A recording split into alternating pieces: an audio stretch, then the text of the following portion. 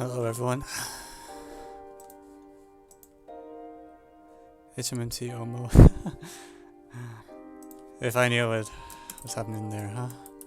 Unfortunately I don't.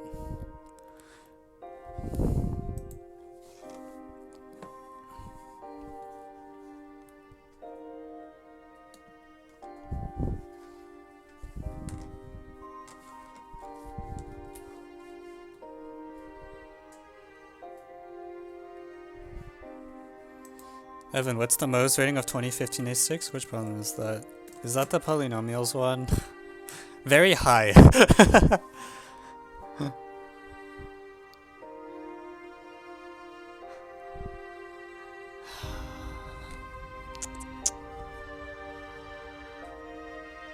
It's either 50 or 55, I think. I'm leaning towards 50. I feel like if you put it on like an IMO, someone solves it, but I'm not really sure.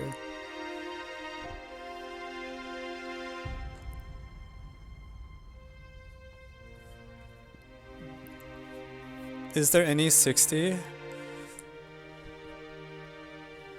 There's one somewhere. Like I think the NIM style games from like TST 2015 was it? Probably qualifies.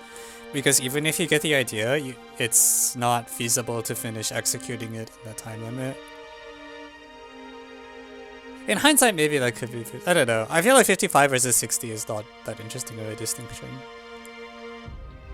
Like both of them are in the like nobody solves it region. Lightning FTW today? Do I want to do a Lightning FTW? Honestly, not really.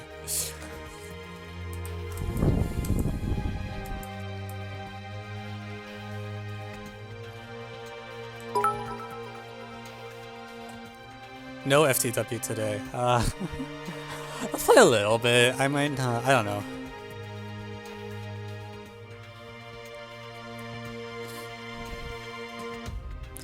Thank you 3VT and Prime for the cheers though, and also thank you 3VT for a 2-month subscription. Appreciate your support. Wow, that is a lot more bits. Alright, is it time? We have a new keyboard cam today, so now you can watch me attempt like make typos.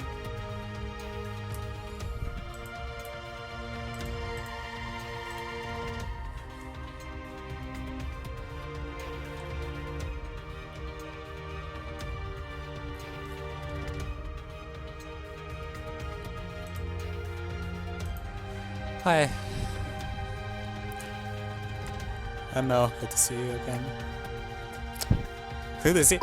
You need to find the link to FTW. Don't you just go to aops.com and like go to FTW under the menu?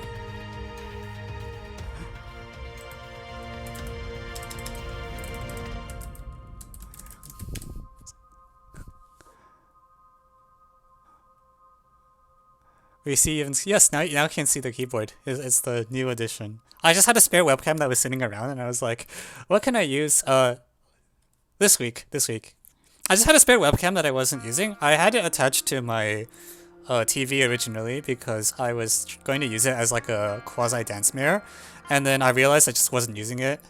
So I was like, okay, what can I do with it?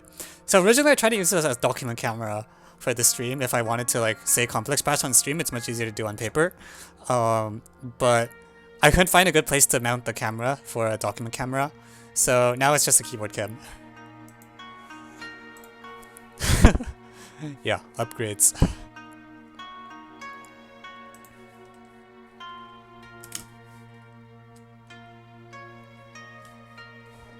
Oops. Oof.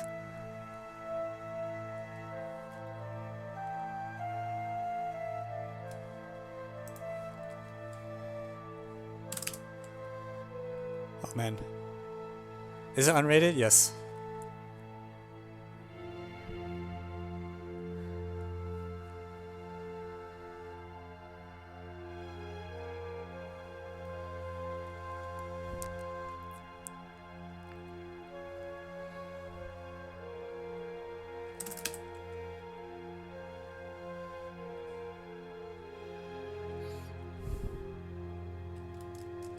Hopefully that is not broken. Alright.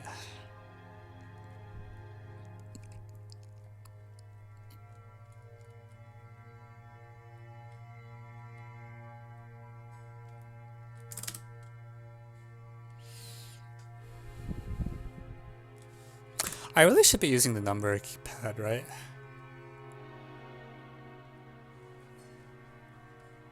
Instead of the number row. Is that true? Probably.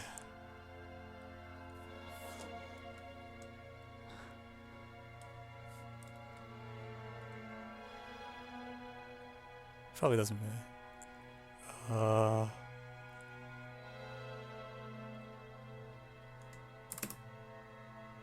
Yeah, number pad's definitely better.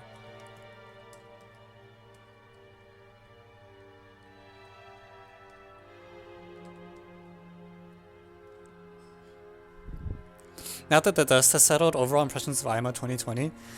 I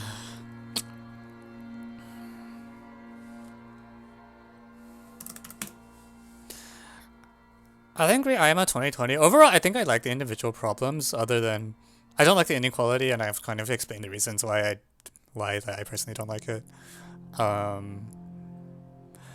As a test, I thought the difficulty gradient felt a little strange to me.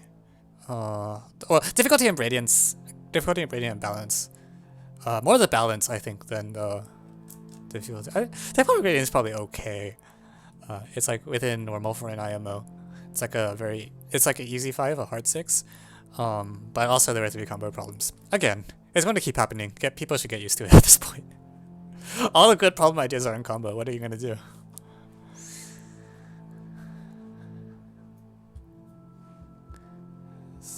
What the heck?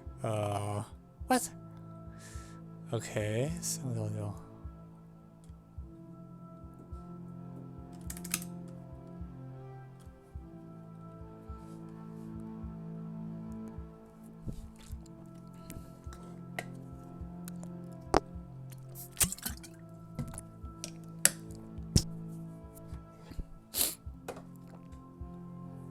this looks non-trivial for an FTW problem. It looked like that for a moment, and then I figured out what was happening, and I was like, okay, it's an FTW problem.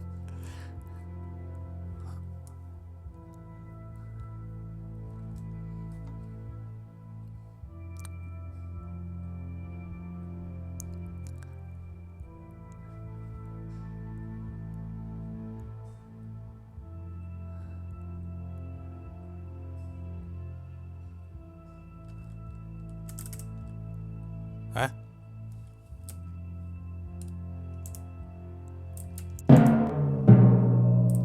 Okay, well, there went that.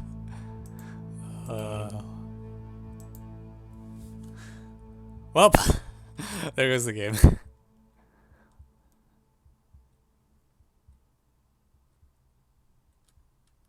Was it to the right instead or something?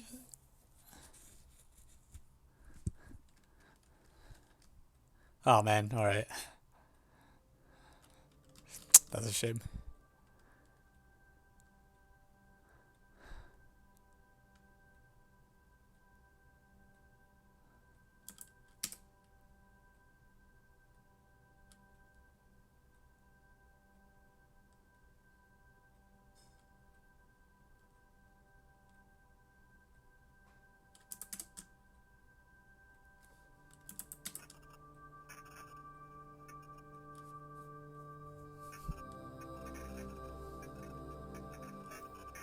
Lightning, please? No. I'm sorry, I'm not feeling lightning today.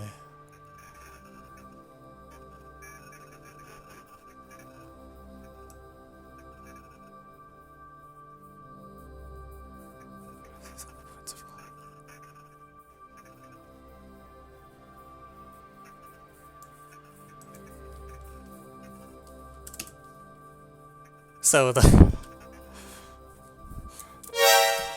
like the grid that they gave us did nothing. It's literally just a picture of a grid. I was like, why is there a grid here?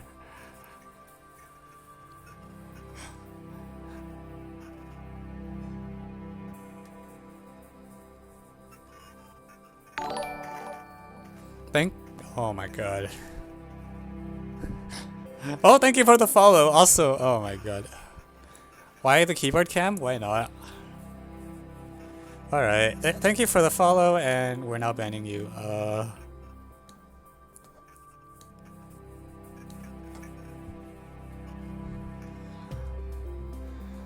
Oh man, and I wasn't. Okay. See, now I lost points because I was looking at the moderator queue instead of the.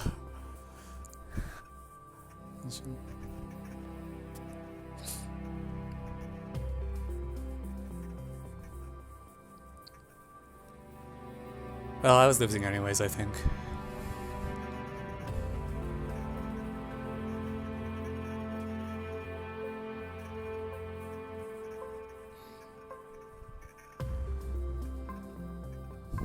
Is that, yeah.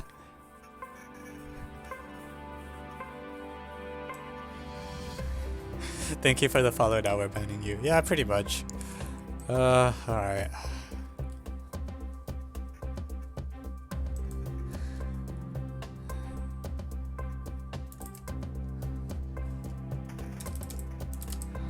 Okay. I'll do one more quick one and then we can go into math.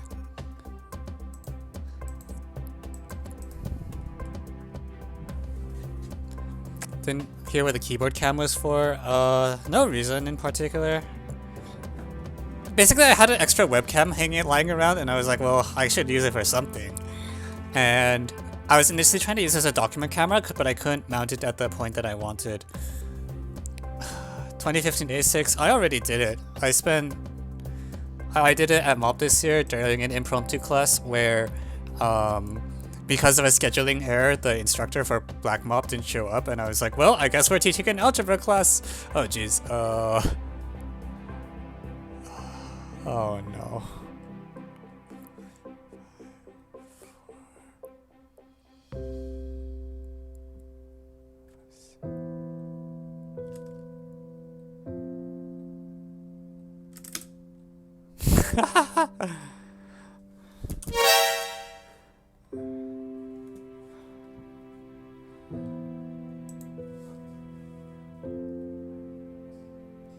It's not quite 95%, but it's pretty high.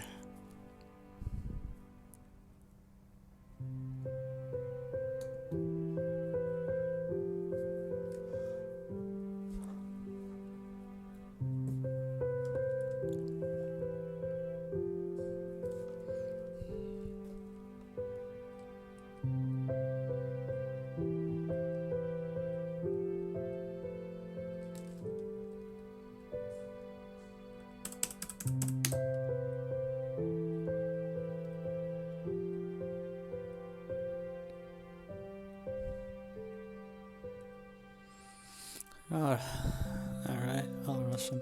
I hope I can actually do today's problems after last week.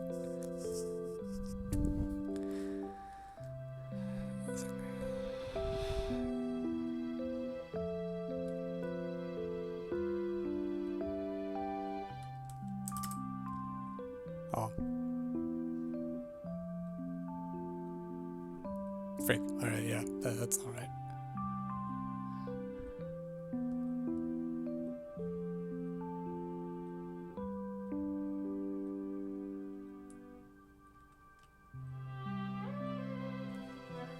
Oh, making me scroll. Oh lord, okay.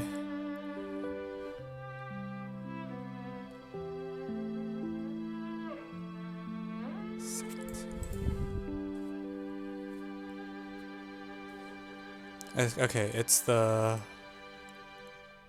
Oh, frick. Ah! That's not it. It's the power of 1, 1 with respect to the circle, but I couldn't compute it in time. Did you see me on pinging through Hanabi? Oh my god.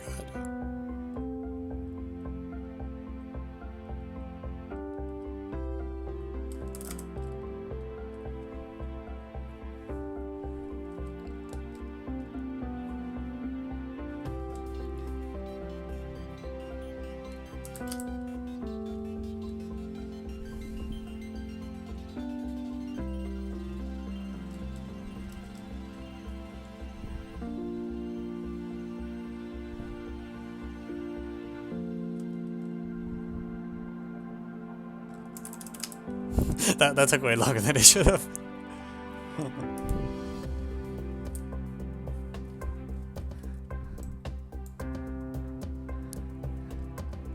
Morale boost, yeah. Well, the thing is, I look at it like my first instinct is like 11 cubed because I think it's gonna be something that's just, you know, cubing, but then the units don't matter.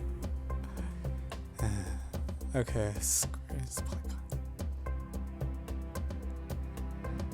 5, 5, 5, 3, 4. Okay, san 54.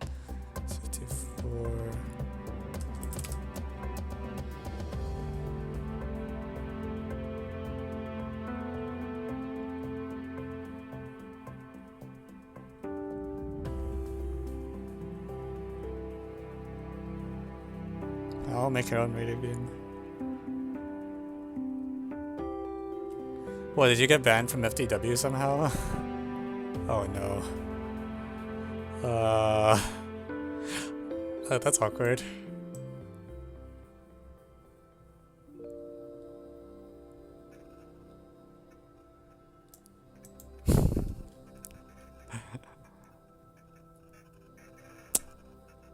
Well, I tried.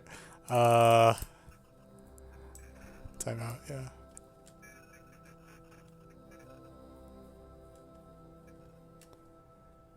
Minimizes the absolute value.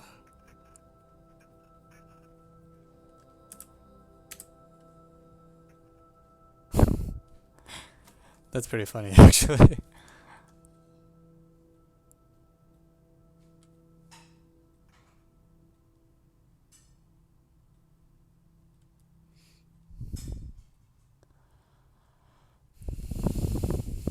Alright, again.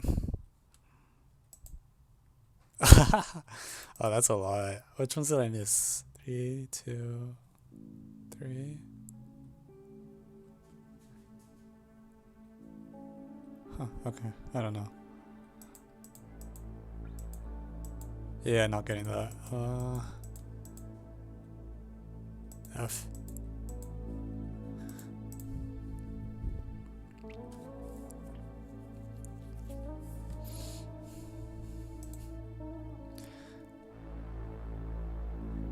Calculus doesn't work as it. Is it math time? Yeah, let's do some math. Alright, so far we only have, oh, there's 4 problem requests now. Shout out to V and Hands from MathKit203.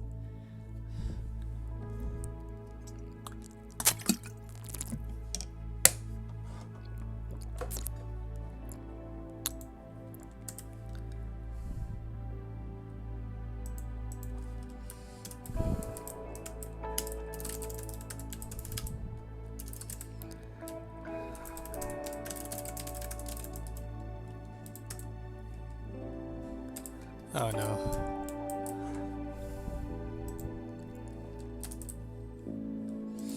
Yeah, epic troll is a problem.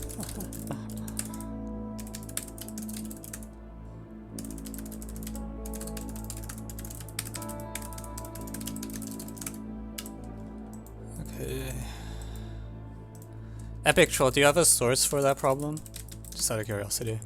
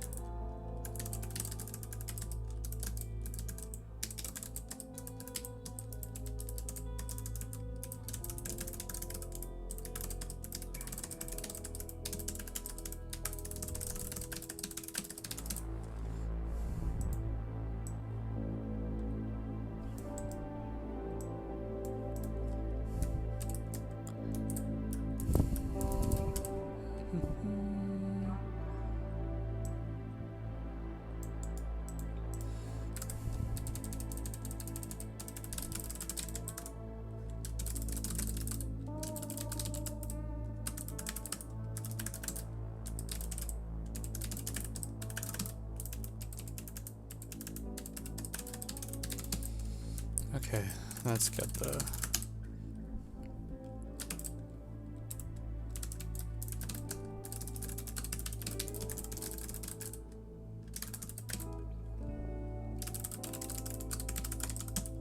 What is happening? Jeez, I can't watch it. PayPal can king through hanab.live. Okay. Is it worth 1v1 Evan in JS Tris? It depends what you mean by worth it. Like, I might not do very well because I don't play Tetris.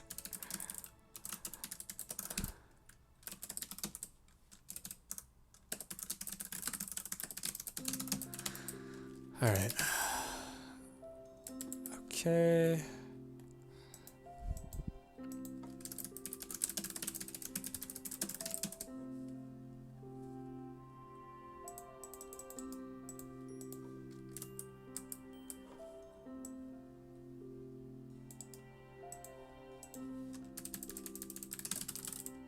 What is this source? Yue Mock.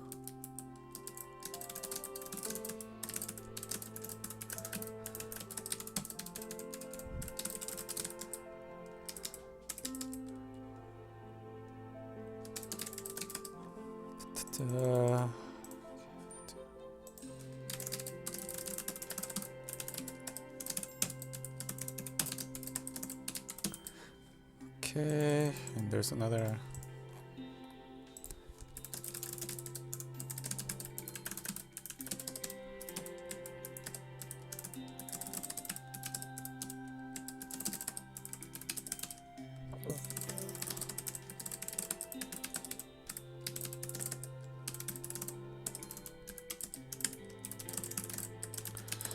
Okay, I think that's everything.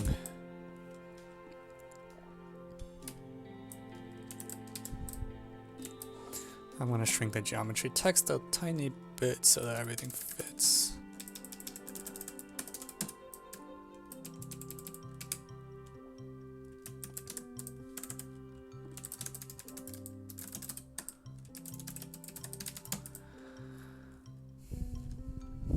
Alright.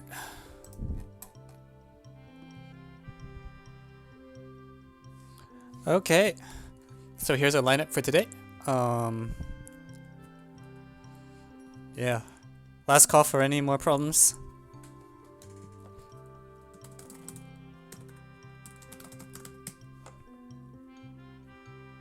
Yeah, it's episode 33. We've been at this for how long has it been? Wow.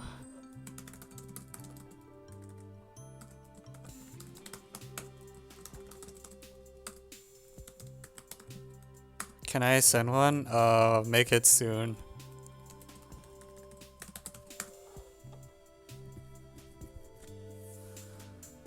CAMO. Oh. Can you like not provide? Okay, fine, I'll take it up.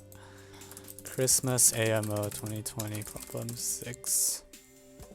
When did you start streaming? March-ish? Yeah, it was around when everything was closing down, and I'm like, well, you know, I figured out how to use OBS because I've been using it for my lectures. So what happens if I start broadcasting to the internet? And yeah, the first stream went disastrously, and then I kept with it anyways. So, Jesus.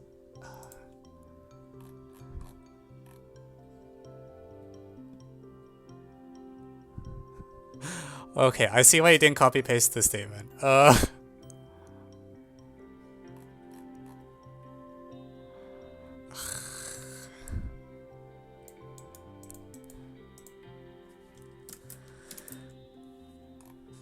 Evan is now fluent in the armor streaming. Well, that's a bit generous. I would say I know how to use OBS. Ish. Okay, so if you're curious about the last problem that was proposed, it takes up a whole slide. This is what it looks like. Yeah, it's Eric and Squid. Yeah. Let's capture the squid.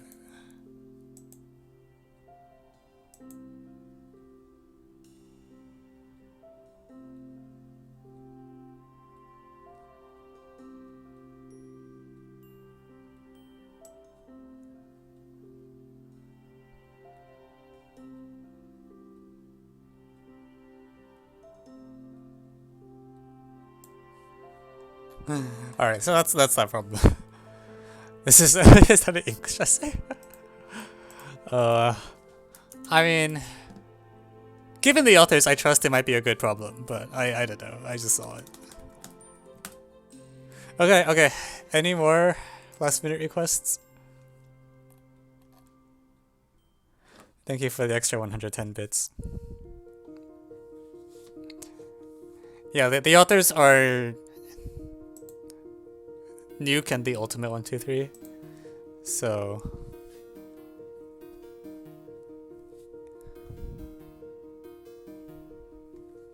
if they both put their names on it, it's probably not terrible.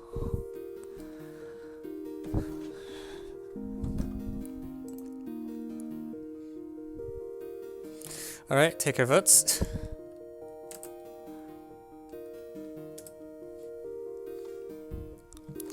If you have Amazon Prime, subscribe and your vote counts triple.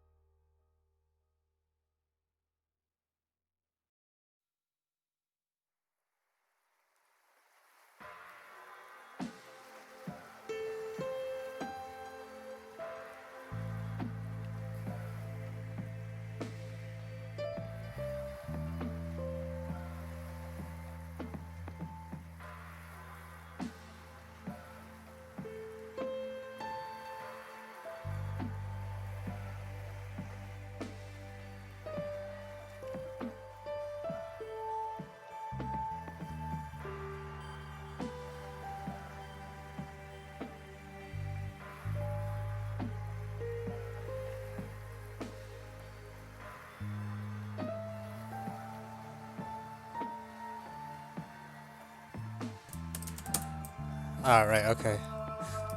Cool. So yeah, it's a mock JMO 3, so I hope I can actually do it. I hope it's not one of those days where I just can't solve anything. We'll find out.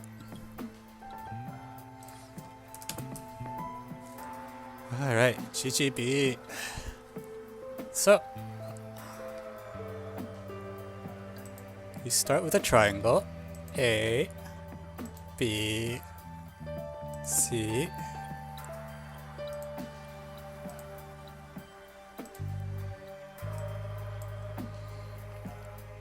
And x and y are points on the circumcircle passing through the orthocenter H, so... And W circle ABC. X is just a random point on W. Y will be the reflection of X across the perpendicular line from O to line. I haven't defined O though. O is the circumcenter. Alright, cool. Oh yes, this is hard. Oh no. It's a Mock J3! Okay, P onto R, AX, and AY.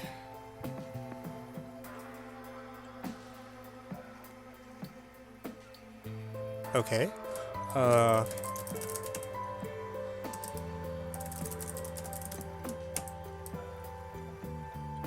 Particular line from...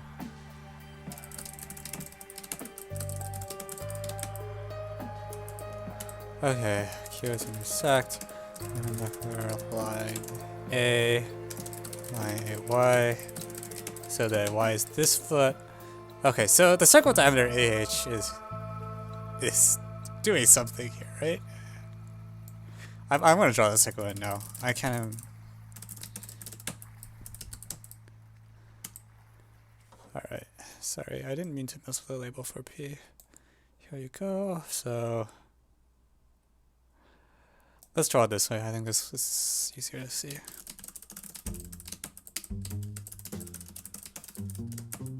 And finally, that PQ and XY intersect at T. Okay. I'm sorry, moving points is calling. Please no. I mean, yes, but also.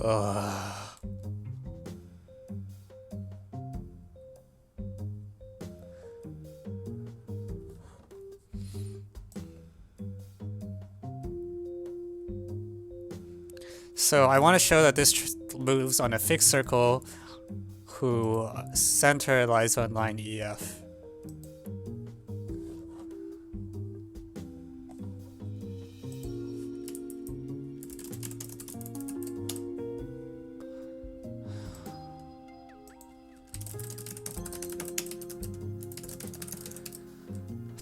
I better draw on the feet of the altitudes.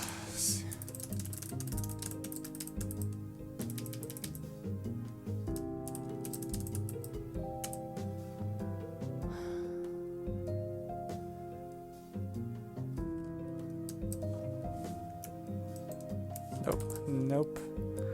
Okay, cool. So we'll color B and CF in some color. And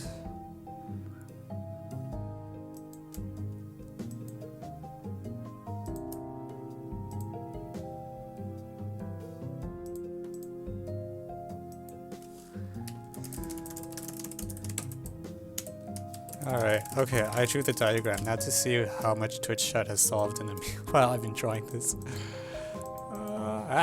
No, I do not want the grid on, jeez. Or not grid, axes. Grid is fine. Okay, what does Twitch chat have for me by now?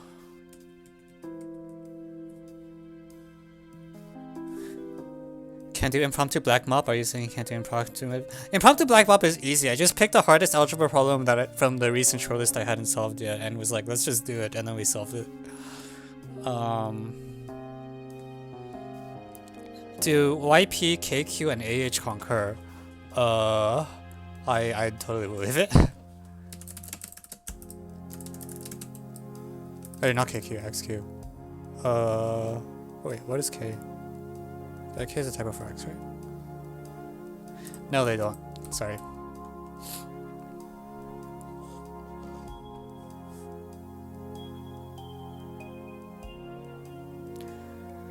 I mean, I think it's a reasonable guess. Okay, so what's going on here? Okay. This circle I want to color red. Let me color this one blue.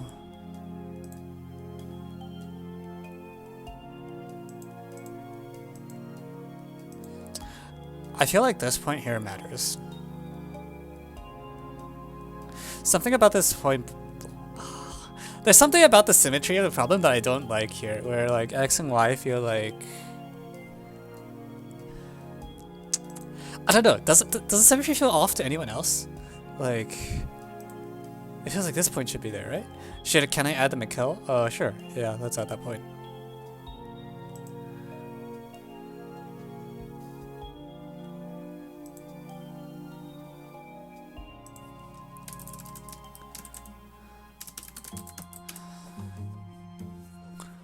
Okay, so now there's a gazillion points on that blue circle.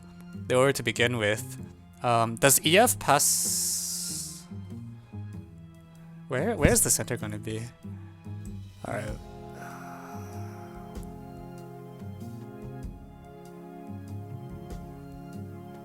I don't know where the center is.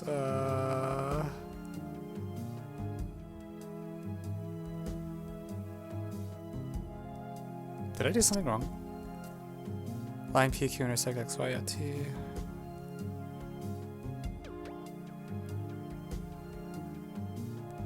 I guess it's a circle. It doesn't really look like one. Yeah.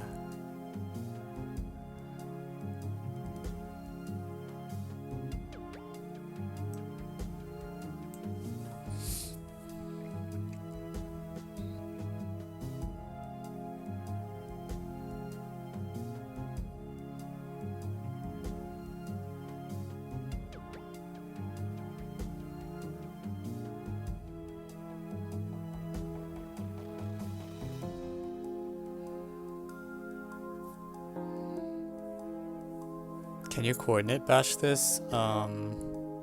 Meh. I think complex is the tool of choice if you want to go that route. You put the blue circle as the unit circle, let k be a random point. The situation's interesting actually, because I feel like if you complex bash, you naturally want a, f, e, k to be the variables. But there's something that feels off. Like this xy symmetry is, I don't know. It might not matter.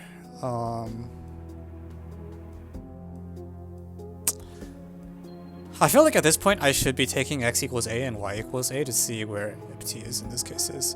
So in this case, when x equals a, it's just h. When y equals a, it's still h.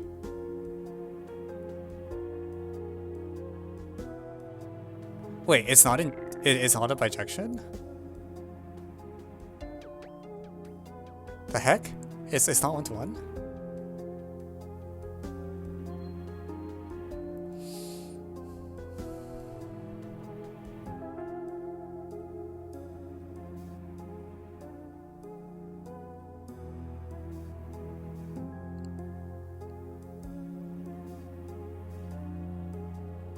Okay, well anyways, that's those two special cases. Is there any other special case that's worth thinking about? If I take x equals b, do these points go anywhere good? That doesn't look that good. So q is like random point there. Now I'm really bothered though that it's not actually an injective map.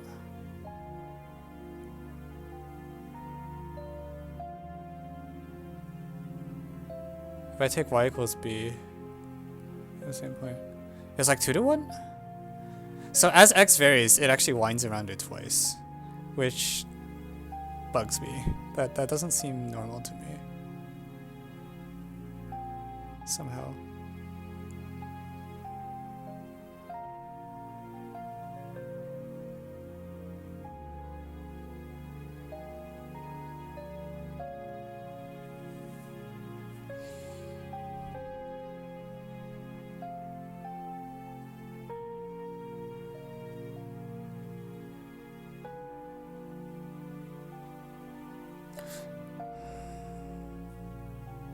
Can we move T towards G? Does it pass through G? Oh, If it passes through G, we actually know exactly what the circle is, because it passes through H, its center is on EF. I see. Okay, if you take X to be the antipode of A, then Y is G, and then P.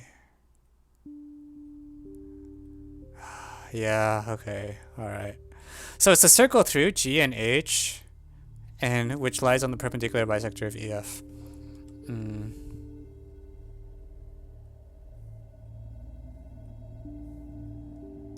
So, I don't know. I have no idea what that circle is, though. Alright.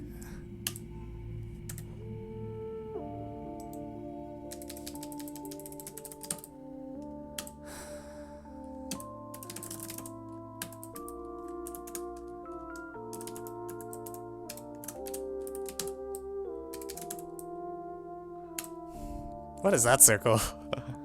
Who are you? And more importantly, why is the map not bijective? It's like, as I vary it.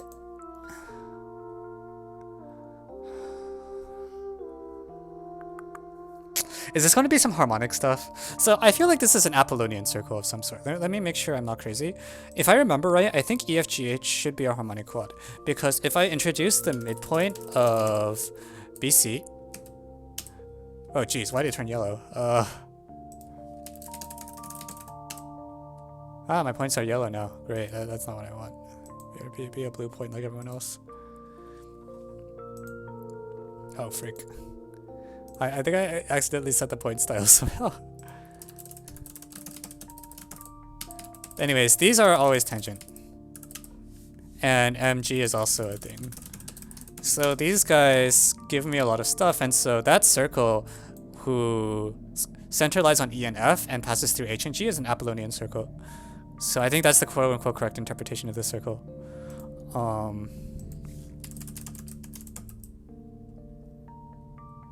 Yeah, X and Y are symmetric. Okay, so it's not that... It still bugs me, like... I don't see that kind of thing that often, where it's... I feel like I haven't seen something like that in a while, where like... Usually in geometry, maps are bijective, but this is like a 2-to-1 map somehow. So as I bring X around, it will loop through twice as fast.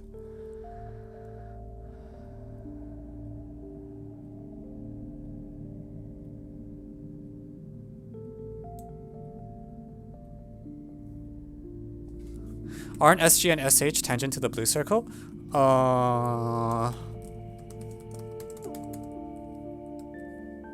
Yeah.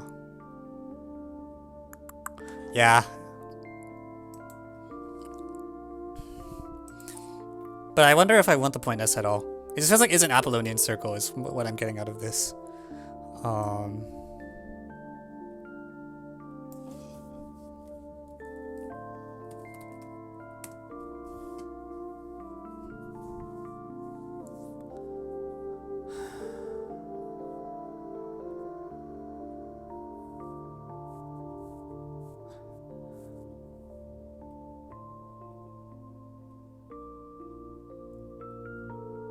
But I don't know what other points of interest are on this circle.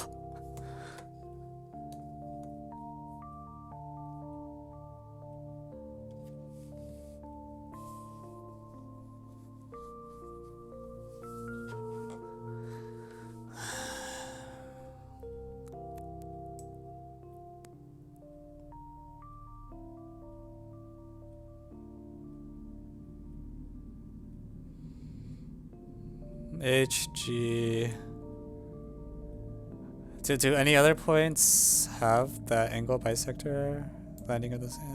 Not really, right?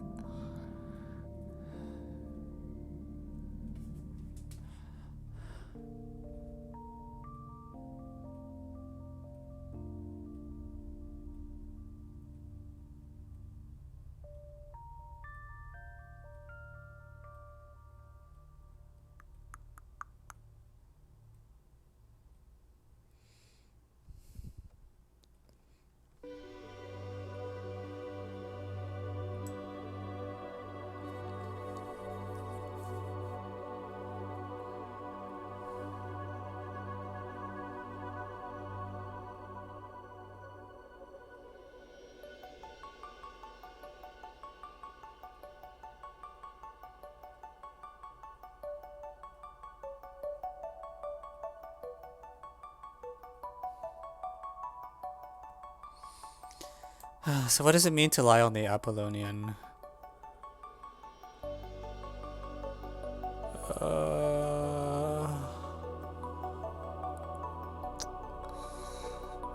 Man.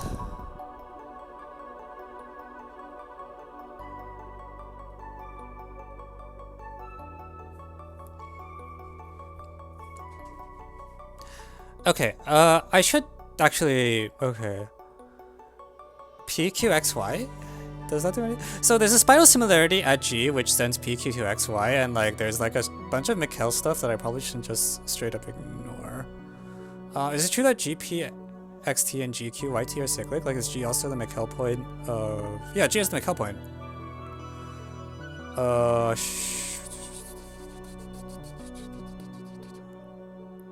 Yeah, G is the Mikhail point of those circles. So T lies on GPX and GQI, right? I probably shouldn't just ignore that. Yeah, okay, that seems important. GPX, GQY, and now I want this circle as well. So this is also, if G is a Mikhail point, this is a statement about some other...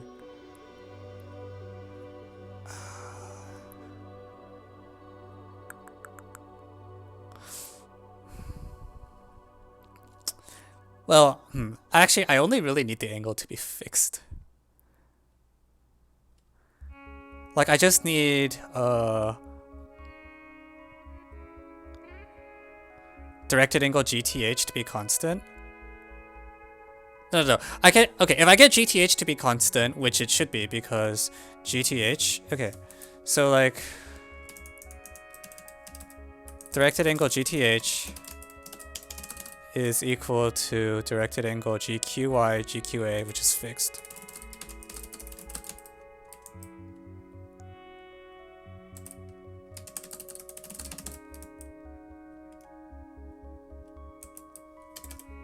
GQY is GQA is GHA. GHA is...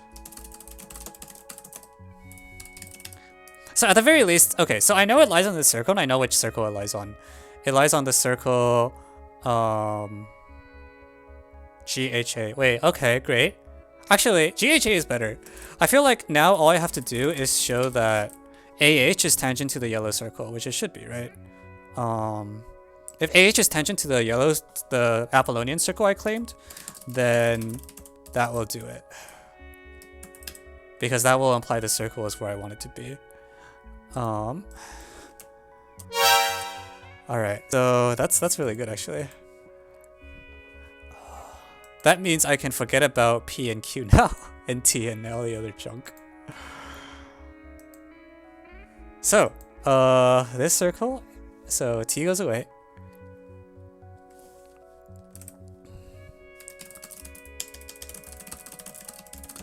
Want Apollonian to be tangent to at AH. Because I chased the angle and I got GHA. Yeah, because I chased the angle and got GHA, it's enough to show that this is tangent. And so you can go away, you can go away. P and Q seemed like they were just there to get the spiral sim, really. This feels too good to be true. Did I mess something up? This feels too nice. Good. I mean, no, I think this is correct. No, I don't need to invert yet. Okay, let me say something for the record. I don't know what it is with root BC inversion. I don't use it that much, but everyone else seems to like think it's like the best thing since like, I don't know, since anything. But at this point, I don't need AXY. I don't need this K, so this K that I was suspicious of doesn't matter. This thing I was going on and off about 2 to 1 doesn't really matter. B and CF don't really matter that much either. It's just I have a harmonic quad, and I want AH to be tangent to the Apollonian. I think I did this in some previous stream, right? Actually, now that I think about it, I did this in a previous stream, where I was like, okay, this is a median, so it's isogonal to the median.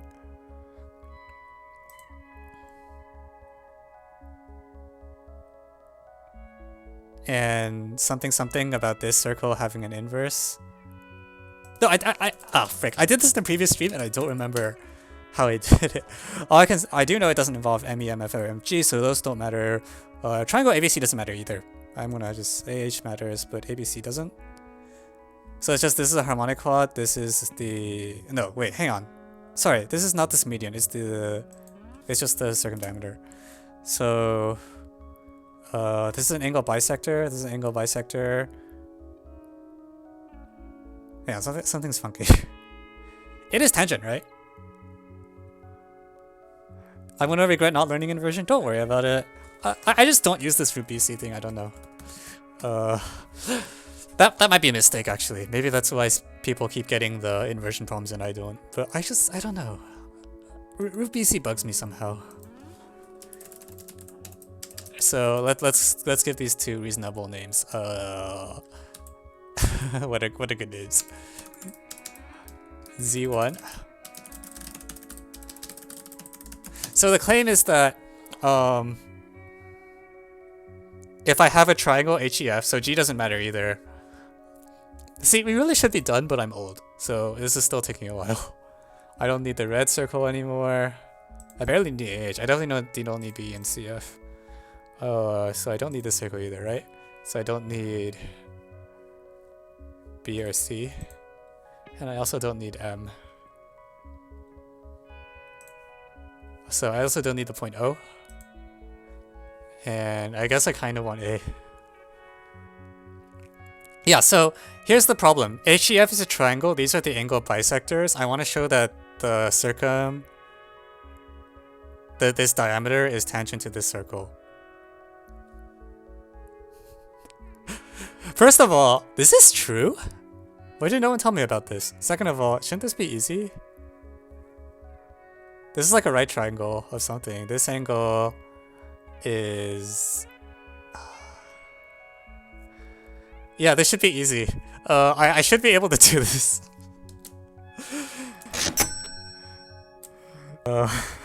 How do you do this? This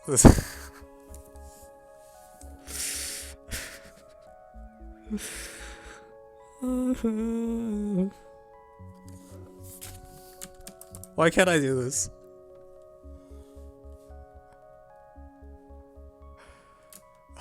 It's an Apollonius circle? Yeah. Wait, that's not what I want to do. GeoGebra, there we go. Yeah, okay, so, okay, Apollonius and circumcircle are orthogonal. But I should just be able to angle chase it, right? Because this angle is like, so if this is theta, this is like something, it's like 90 minus this angle, and then you can compute this angle because it's like, this angle is 90. Just use the midpoint harmonic lemma, it's problem 1. Wait, why are they orthogonal? Oh, they are orthogonal, okay. Yeah, okay, they're orthogonal. Okay, great.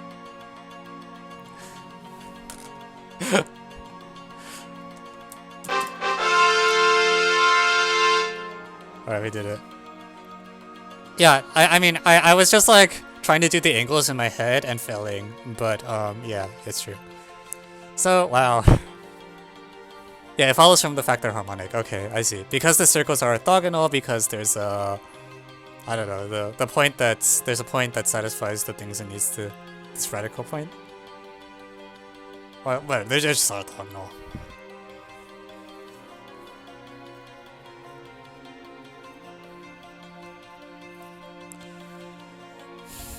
And also just cut the HH intersect EF is circumcenter with angles. I believe that. I mean, it should just... The diagram is this. You should just be able to do it. Like, there's no reason I should be fumbling on this. But because I'm in GeoGebra, I like can't label it. If it was a paper diagram, I'd just be labeling angles to finish, but I can't because it's freaking GeoGebra. So, well, yeah. Pencil paper is good sometimes too, you know? Alright, cool.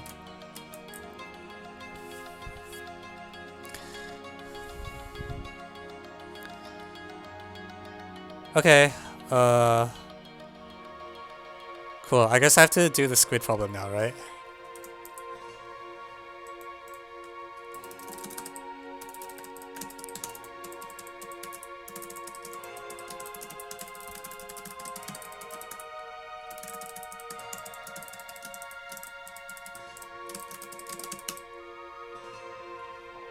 I barely follow that solution. Alright, let me put everything back and say what's... I will very briefly say what's going on. Which is basically Mikhail points are black magic.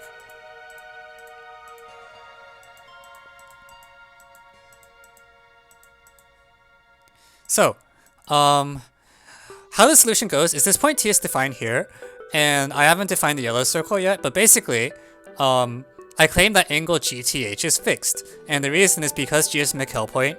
Oh, right. Sorry. Yeah, so G is this Mikhail point of this complete quadrilateral XPQY. So this directed angle at T is equal to this angle here, PQY, which is PQA, which is PHA.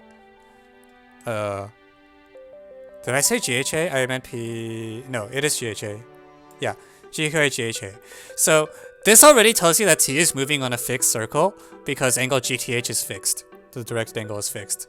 And so now all you have to do is like deal with the circle. And you know what circle it is. It's the circle through G and H, which is tangent to AH. And then you can delete T, P, Q, X, Y from the picture. They don't matter anymore. So once that happens, you delete this circle, you delete T, everything related to T, you delete P and Q, you delete X and Y, because they also don't do anything anymore. And you're left with this picture, where you draw the yellow circle such that it's tangent here, and you want S to be the, you want the center to lie on line EF. Now, why does the center lie on line EF? Well, GFHE is known to be a harmonic quadrilateral. This is just true. It's because ME and MF are tangents and MHG is collinear. So because of that harmonic thing, well, EFGH is harmonic. So when I mark these 2 points here, the Apollonian ones, they're the feet of the angle bisectors. So from Z1Z to FE, we get the yellow and blue circles are actually orthogonal. And so if they're orthogonal, then... Well, the tangent here tells you that they're orthogonal, which tells you it's the Apollonian. That's it.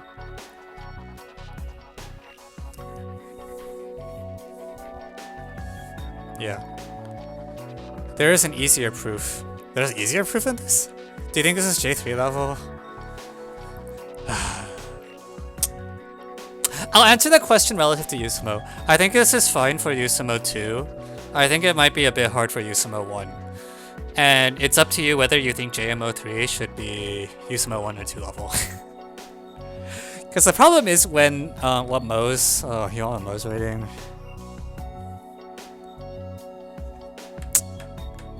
Uh, 20 or 25? Oh, right, S is just, okay, yeah.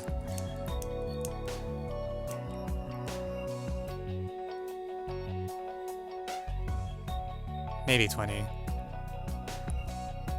I feel like the thing is that it uses so much like machinery that I wouldn't expect a usemo 1.4 to use or something. Like we basically used harmonic and spiral with like reckless abandon. Not spiral, Mikhail points. It's a Mikhail and harmonic problem. And I still think that that shouldn't be stuff you put at usemo 1, although maybe that's changing, I don't know. Maybe everyone knows what a harmonic quad is.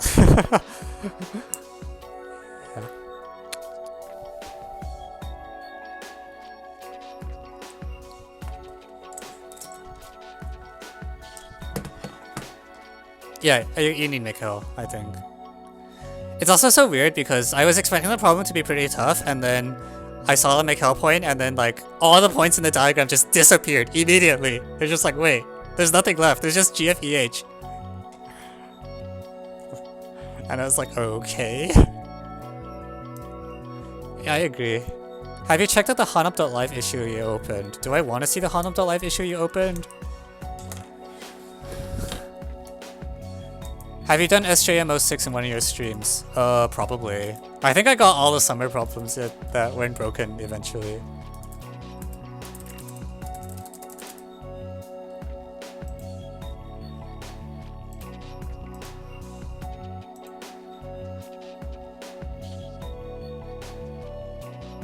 I think this is just an issue that's not worth fixing, right? Like... Shoot, that's the wrong window. That's the stream manager. Like, you can also ping them using @pings in normal Discord. Like, oh, actually, maybe not. Maybe that's the thing. So you can ping people. I don't know. You can join the other 122 issues that people just open and then don't propose fixes for. Yeah, I think so. Demented McNuggets.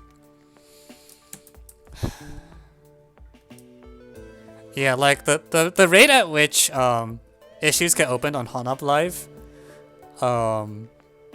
exceeds the rate at which there are people willing to fix them.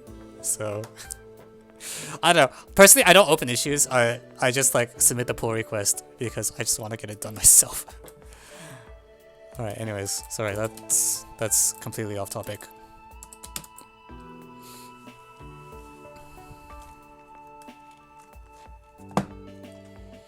All right. So I have to use the iPad for this one.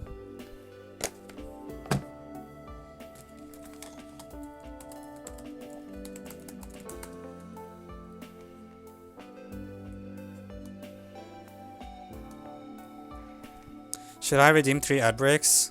Why would you do that? Why would you redeem any ad breaks, actually, is my actual question.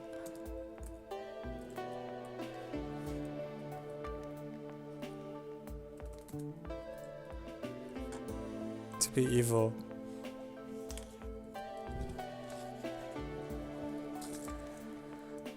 Alright. Do you get money from ad breaks? Very small amount. But yes, I get paid for ad breaks.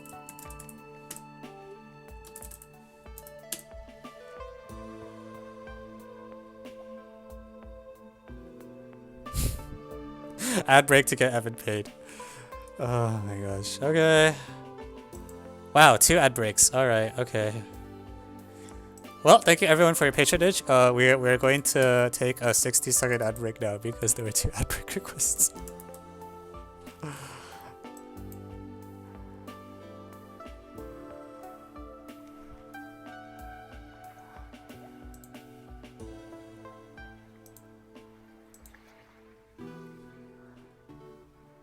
Where's the rewards queue actually?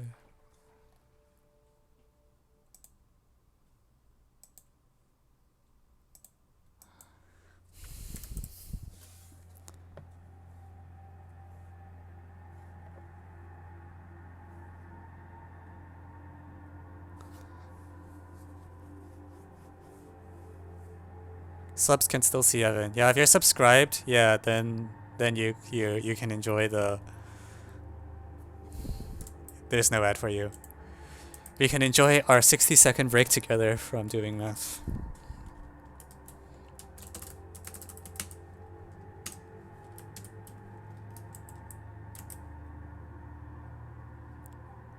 Oops, here, not see.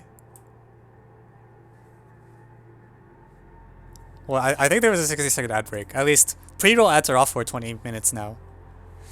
Okay, alright, we're starting.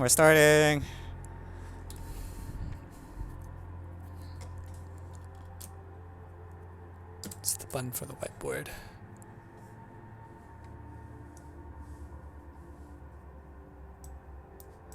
Alright, that's from last stream. Did I ever save this? Whatever, it doesn't matter. Haha, I don't remember that problem.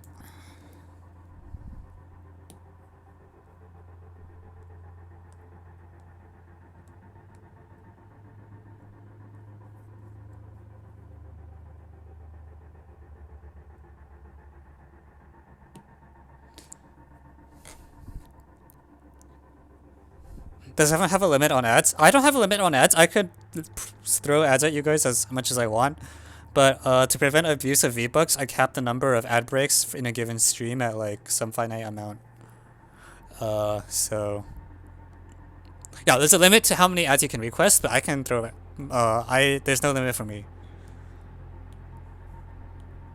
Okay, so let's read the problem. Do you guys want to do a dramatic reading of the problem? Would that be appropriate for this problem?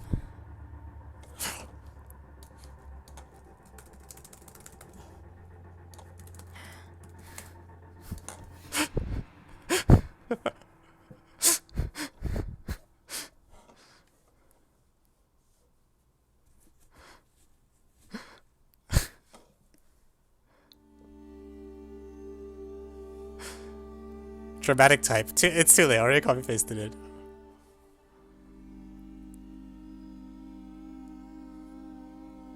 Wait, did someone vote 2? I didn't see a 2 in the chat.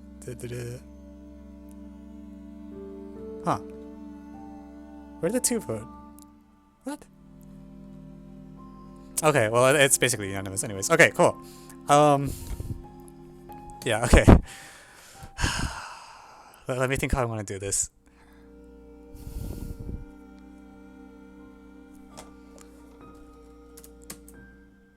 Okay,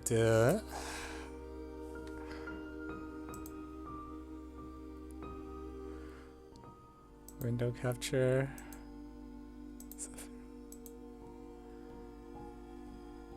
All right.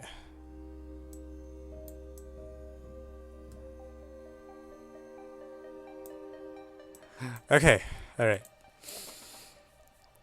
Oh, this is too stupid. I should at least not be upside down.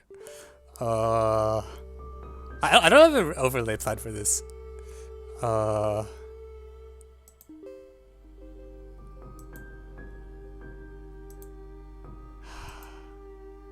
Here, let's use this. I think this the black and white aesthetic is appropriate here. Okay, window capture, Zafira.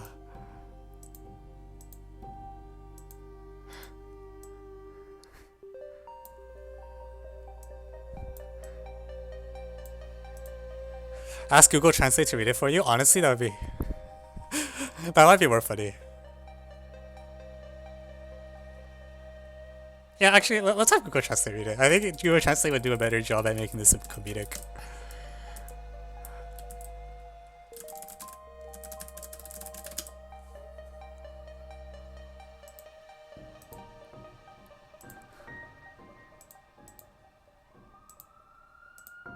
Okay, so the YouTube video will probably start here. So this problem is quite special because the problem statement is quite long. So by agreement, we're going to have Google Translate do a dramatic reading of the problem. And oh man, why won't you copy? Yeah.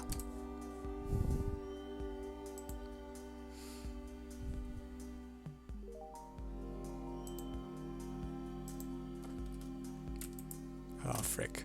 I'm so bad at this. Let's try that again. Okay.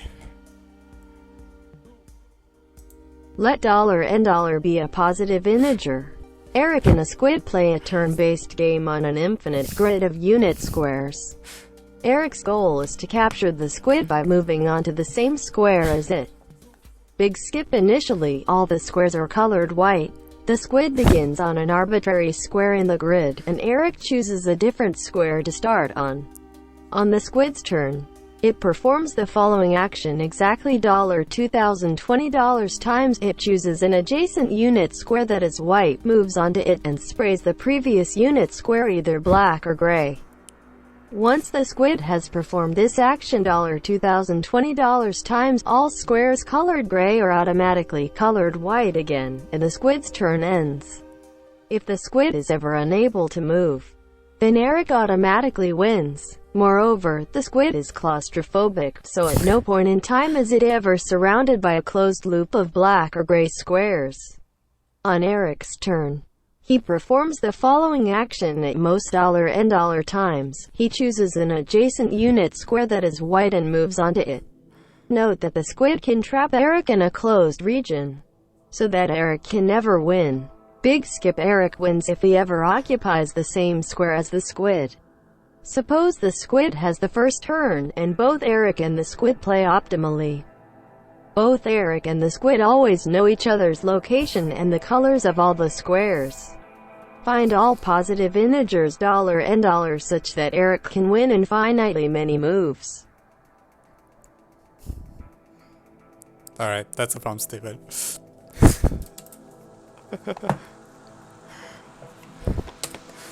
Maybe I should have actually paid attention while that was happening, so that now I can actually start the problem. Okay, so first of all, what is this gray and white doing? So it's like the squid is leaving a trail behind it. So actually, how do you draw a squid?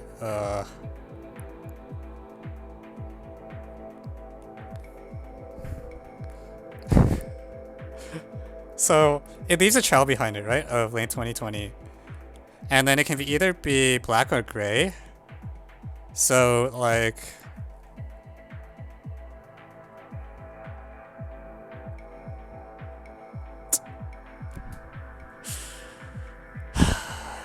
let's see.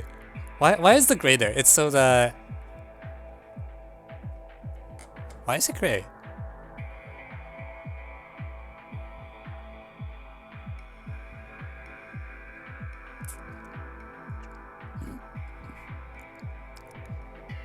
Just leave it blank. I know, but like else it might trap itself. I know, it's just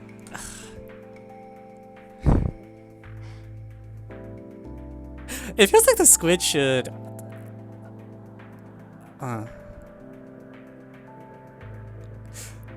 okay, well let me do some dumb things. So if n is like strictly less than 2020, squid wins by running away.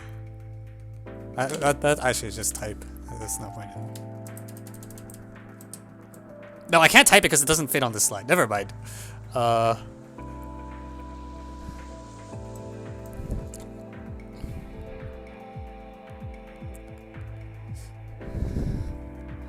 the other hand, if the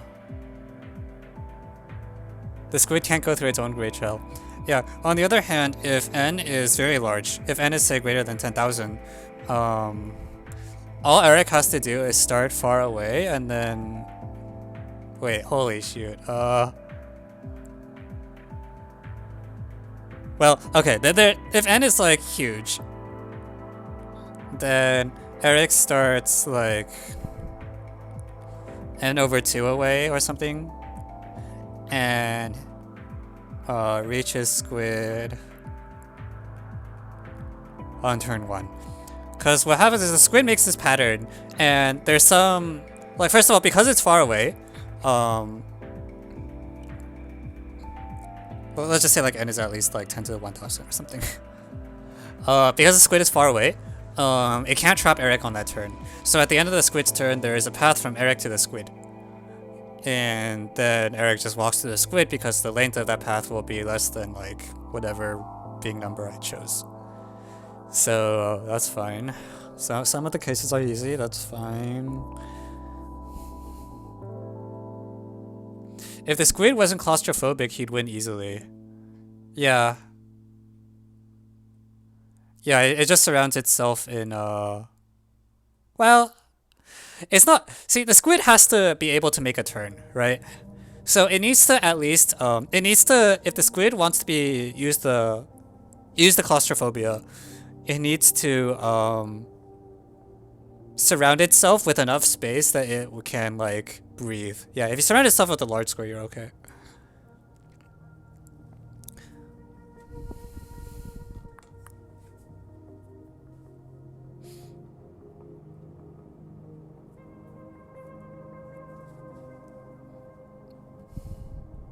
I don't know.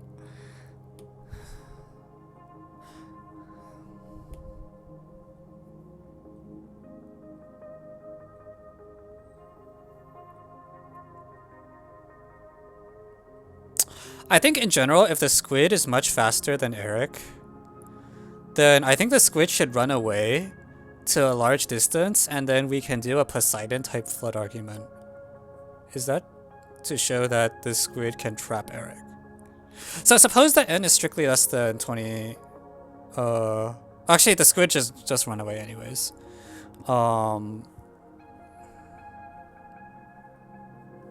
Eric never wants to be within block distance of 20. Oh, yeah, that's important.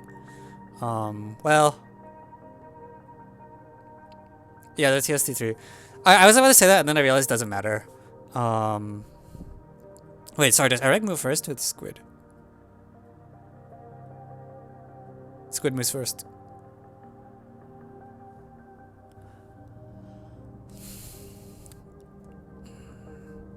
Yeah, Poseidon is a reference to a TST3 from the most recent year. This, not most recent year. No, yeah, the most recent year. What country is CAMO? It's a mock contest. A Christmas AMO.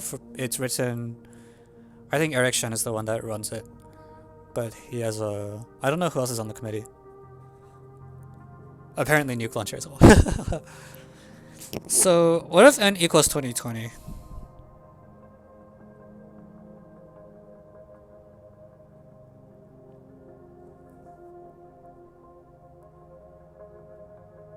Actually, if n equals 2020, the squid also just runs. It's fine.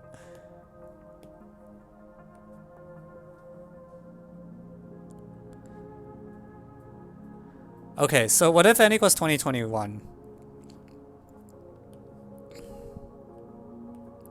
So if n equals 2021, then, so okay.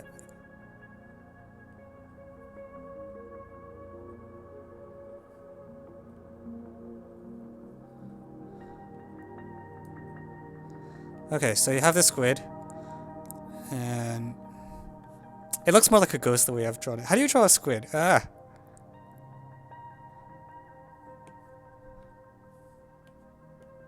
Squid. Okay, and then you have Eric. Yeah, so n equals 2021. This Eric runs one square faster than the squid, but the squid can like leave black ink in the way, so to speak.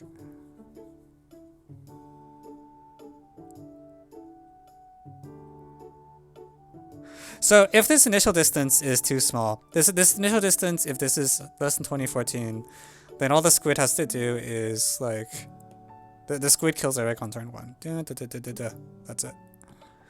So we can assume that Eric knows this, and so he'll start some distance away, which is almost the length of the...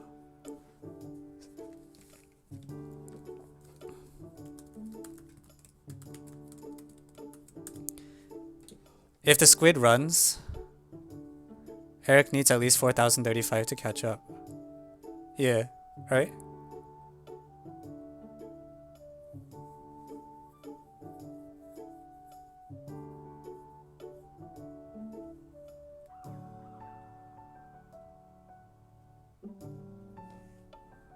Yeah, okay, that's fine. So this is...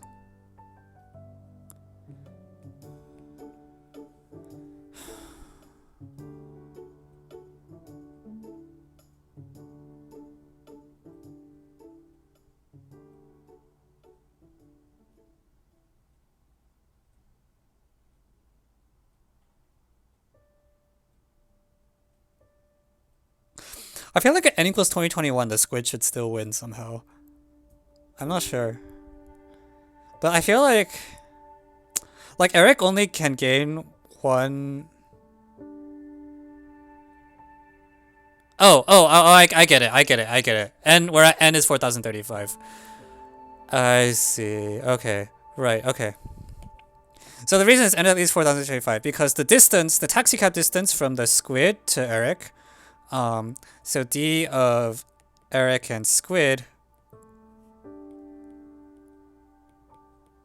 should never be in the interval 2014 like 1, because if so, then the squid wins. So what that means is if n is like, yeah, so that we're gonna let this be taxi cab distance.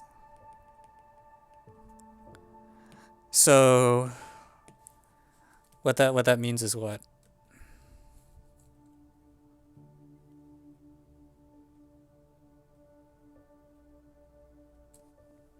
The squid needs to only draw, not win. Well, I mean, what's the difference between winning and drawing for the squid? Like, win means to enclose it and draw means to escape? It doesn't matter, yeah. The squid can either escape or trap Eric. Whichever one is fine. So, right, so if n equals 2021, because this taxi cab distance changes by at least 1 every turn, at most 1, it's not gonna work. So we have already n at least 4035 needed to win.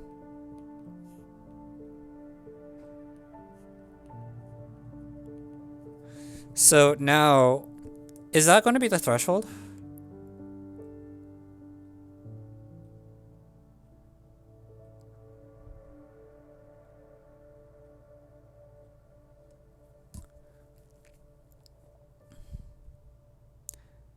It's not possible that the squid can't instant kill. Well, the squid can commit to only using grade squares until it wants to kill. Yeah, the squid can commit to only using grade squares until it wants to kill Eric.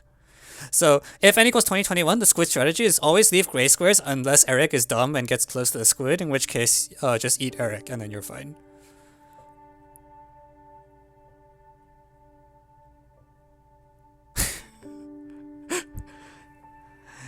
I agree. Maybe you want to define. I want to have a letter for taxi cab. I agree. Maybe we want a different. Maybe we want a different letter for like the true distance.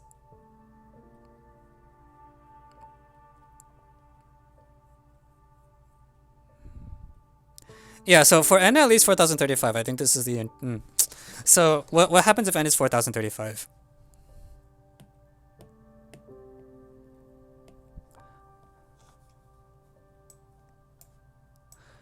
So if n is 4035, we really want Eric to win. Let's see if we can find a strategy for Eric.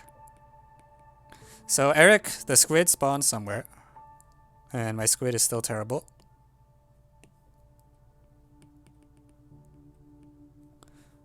And then Eric gets to pick where to spawn.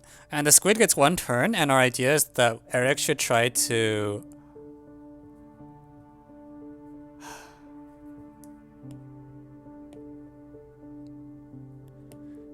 So Eric should stand as close as he can without being in firing range.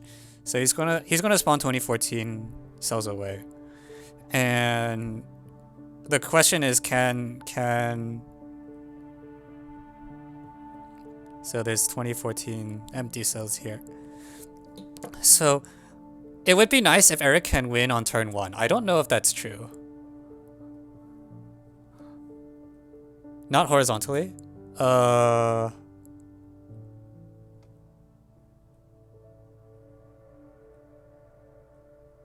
It has to be diagonally. It has to be diagonal.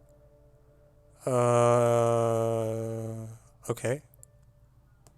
Why does it matter? Does the squid win if does the squid win on a 2, 3,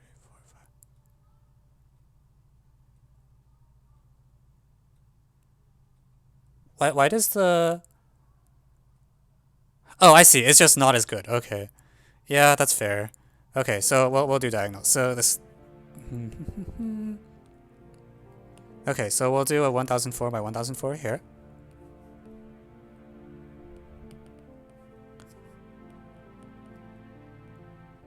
Not 1004, what am I saying? 1007. Is it? Well, I don't know anymore. I think it's 1006. There's a bunch of blank space here. And then here is Eric, our squid exterminator.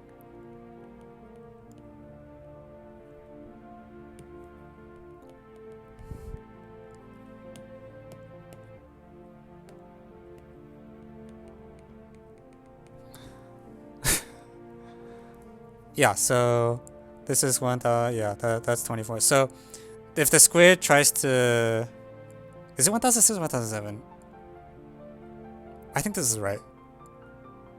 10, 13, 14, 15, 16, 17, 18, 19, 20. No, this is 1, 2 either.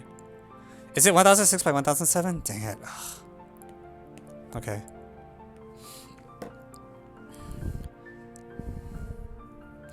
So we want to see whether the squid can manage to get a... I have a feeling it... Does the squid die on turn 1?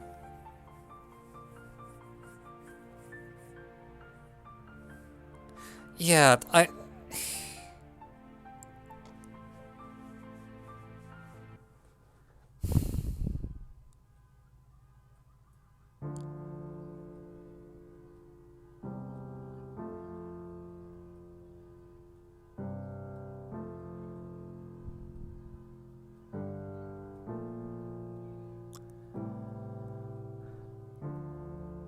Yeah, so I agree. I think the intuition is that the closer the... Like, the more it tries to build a wall, the worse off... Like, the closer it is to Eric anyways.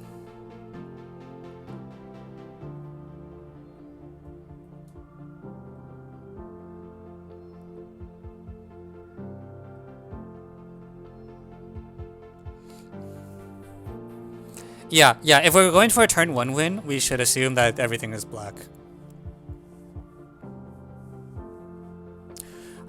I am worried that it might not be a turn 1 win, though.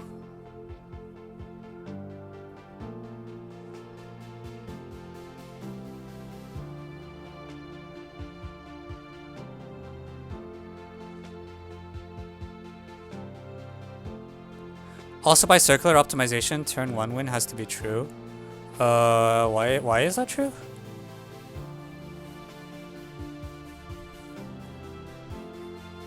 Oh, I see.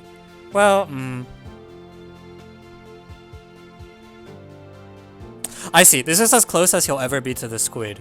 This is within 2014 with nothing in the way. And if he can't do it this turn, then there's no way that he can do it any other turn. Yeah, that's true. Yeah. There could be stuff in the way, so you could get closer. So it's like if the squid leaves some trail to prevent a turn 1 loss, maybe that.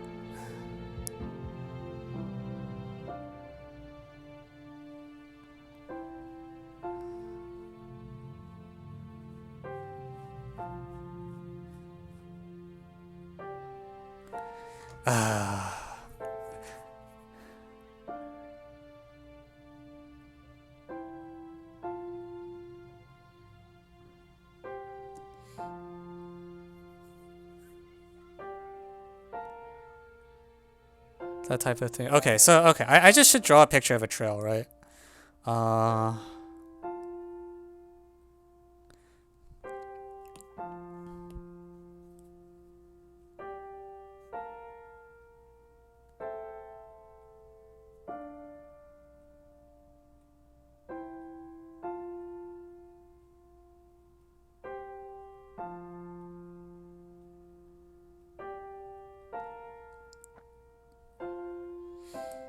Okay, let me just draw like some examples of trails.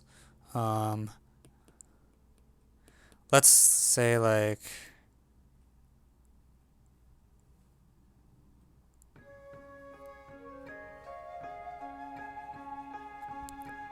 Eric, can we just turn 1 win? Right or up, whichever isn't. I don't know, man.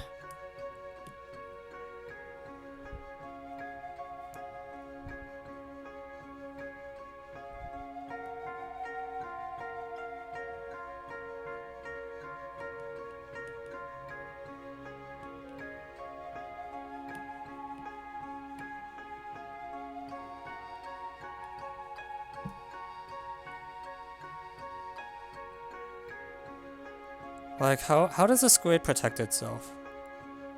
Something like this, right? But that's so inefficient that.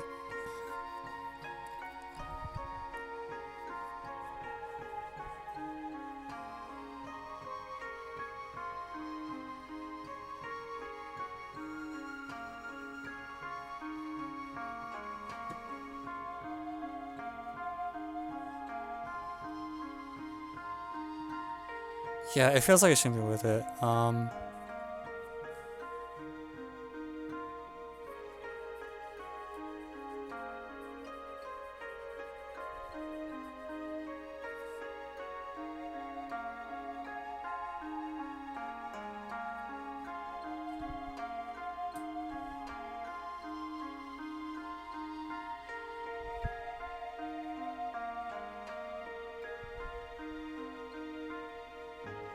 Okay, so you're considering.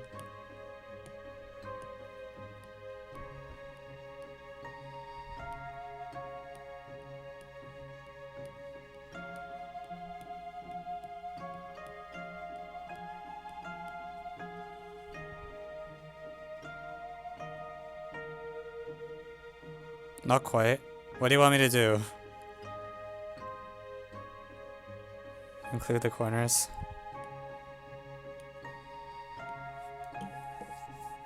Okay.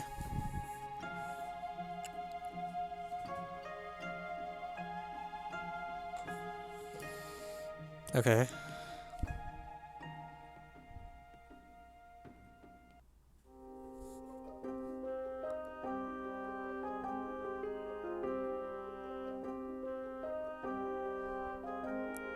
And then consider its perimeter. Okay.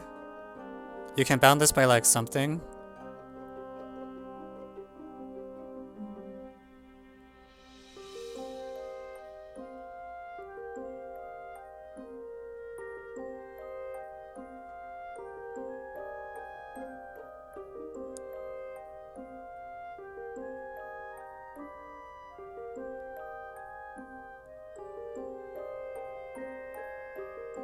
One of the two directions. Okay.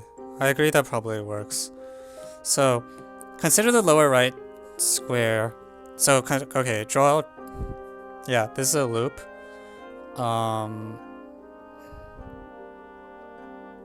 So Eric goes here. This takes some amount of time.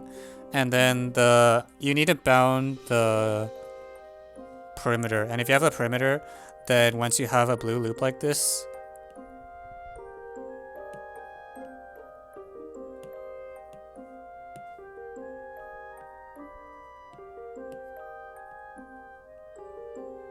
then the squid is somewhere, and the squid is somewhere on the loop. And then one of these two roots should work. So the black area is at most 2020. Some of it might be white. Actually, just treat it all as black. That's fine. Okay, so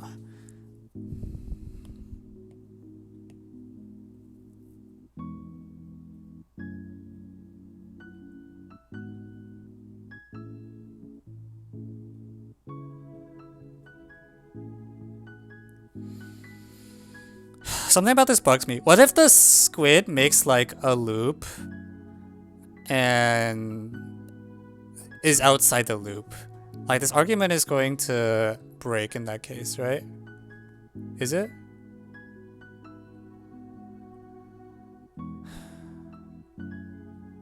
The squid is next to a trail. No, like the black squares the squid makes can form a loop. Like even with the claustrophobic condition, the trail is a closed polygon.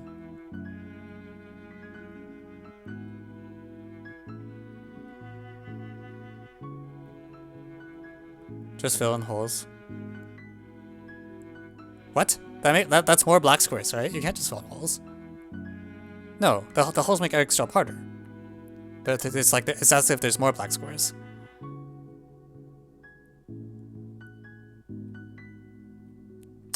I think you somehow have to like cut more of the loop is inside the polygon. I don't get it, which is bad for the squid. I mean, I agree heuristically, but like I think you have to.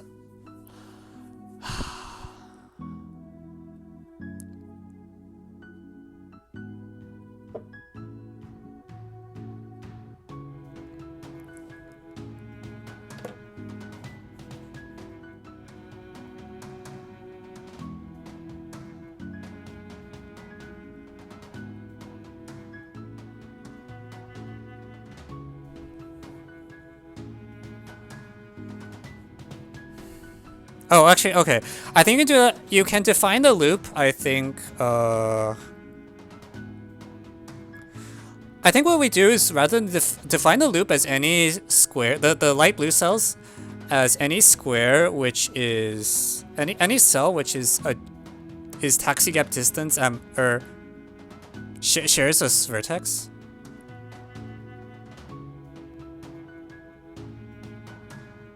Yeah, can I define it as like define the blue cells as any cell that shares a vertex with a black square, and so and any vertex that shares. So if you have a black square, it's most of them are part of paths. So you know there's something here, there's something here, and then like you get a blue cell here. You get a blue cell here, like that or something.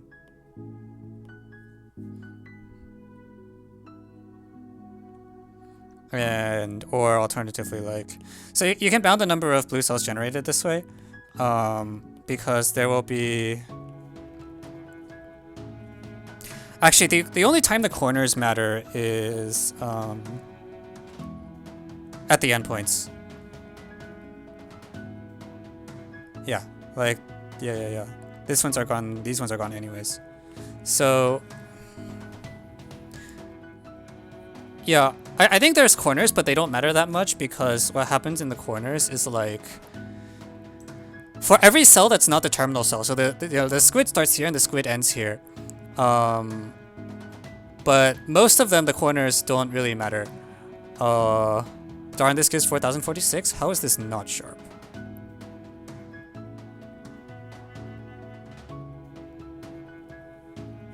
This has to be sharp, right? Because there's an equality case where the squid just runs.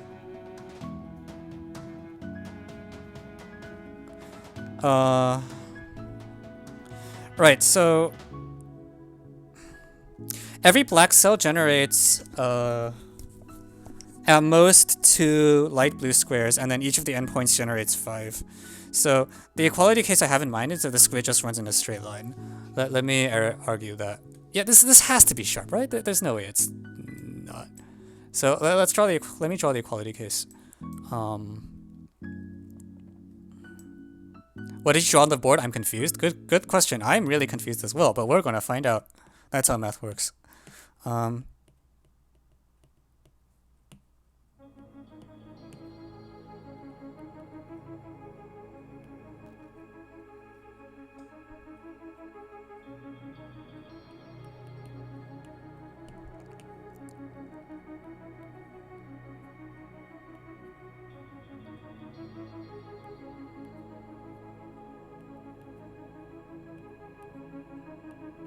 Oh, it is off by 1. I see. So the squid's like here. And you need to say that the squid can't be at like the diametrically opposite or something.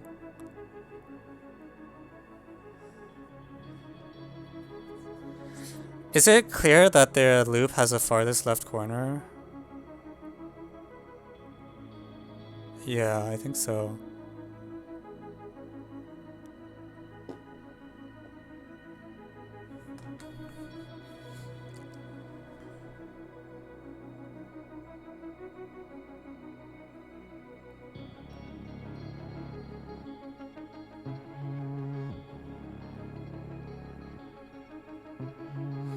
Does parity of squid movement matter? Oh, actually that might be a nice way to handle. Yeah, if I checkerboard color the cells, then the squid should end up at the blue loop should have a parity on it, and the parity should prevent the squid from being here.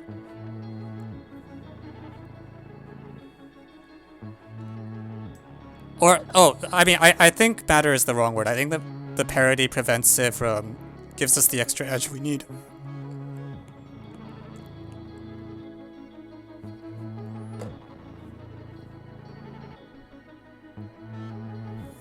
So it is a turn 1 win.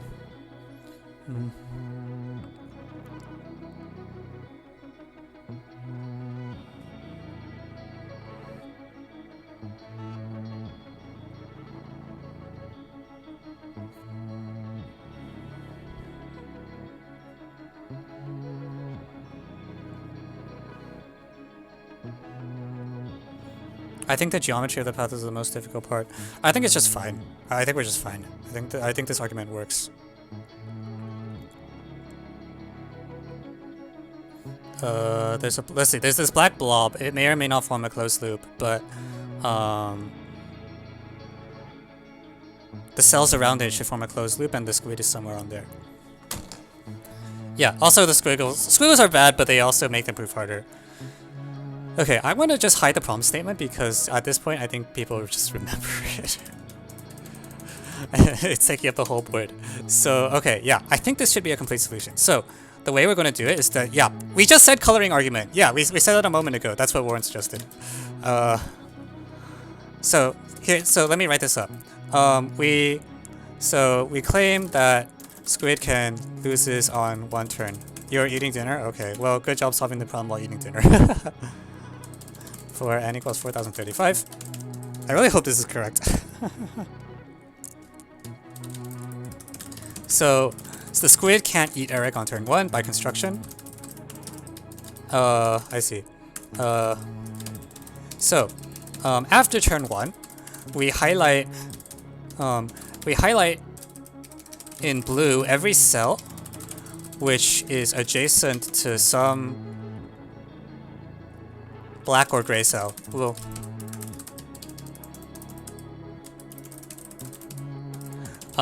So every cell generates at most. So there are at most 2018 times 2 plus 2020 times 5 equals whatever number this is. 2020 times 2 plus.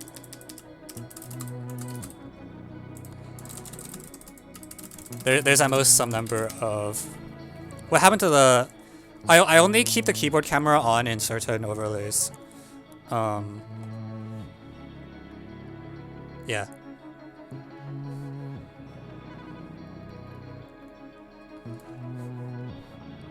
And the squid is on one such blue cell.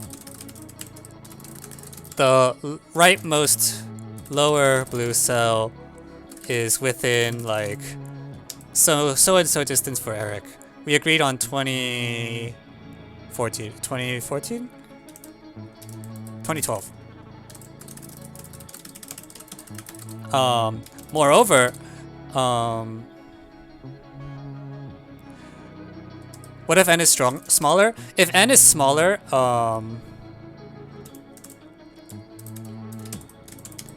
yeah, I know. So, also, if equality holds, and exactly 2012, checkerboard color everything. The rightmost lower blue cell and the outer blue cells. So you look at the convex something. If the black forms a loop, that whatever. But the blue cells should have a loop that surrounds the black cells, so to speak. I think that must be true. The outer blue cells form a loop.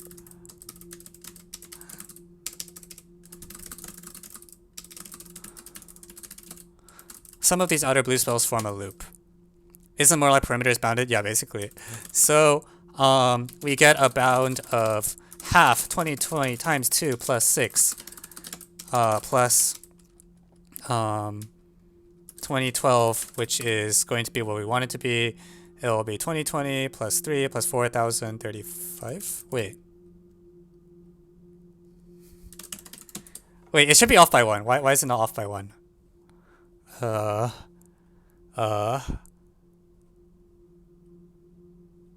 2012. Wait, what?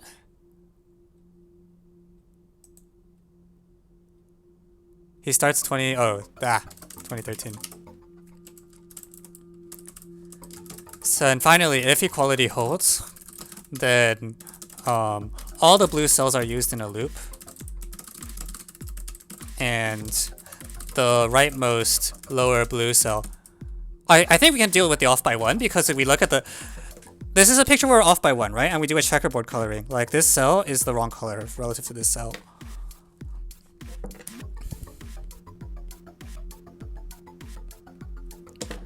The rightmost lower blue is where is like the same checkerboard color as the squid starting cell. And in this case, the farthest point on the loop is the wrong color. The squid can end up here or here, but it can't end up here. This cell's not allowed. So we get 1 extra.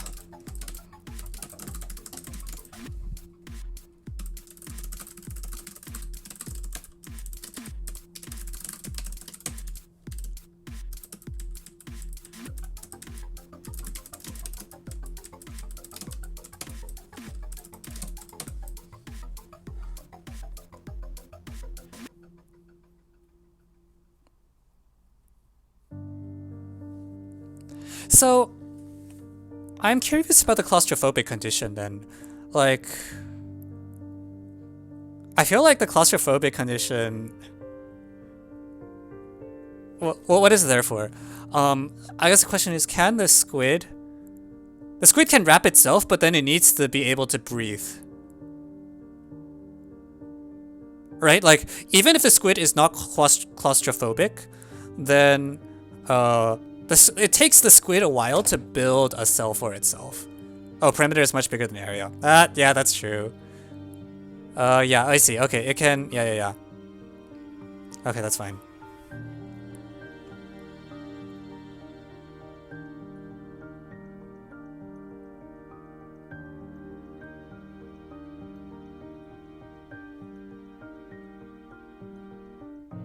$25, $40, $16? What's wrong with that number? Okay, let's find out if I got the problem correct. CMC 2020.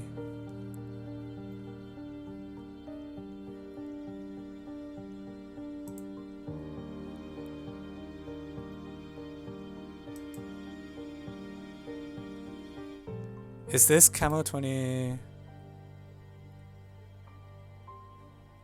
Yeah, okay, it is actually 4035. Okay, yeah, this is actually not as scary as I thought it would be.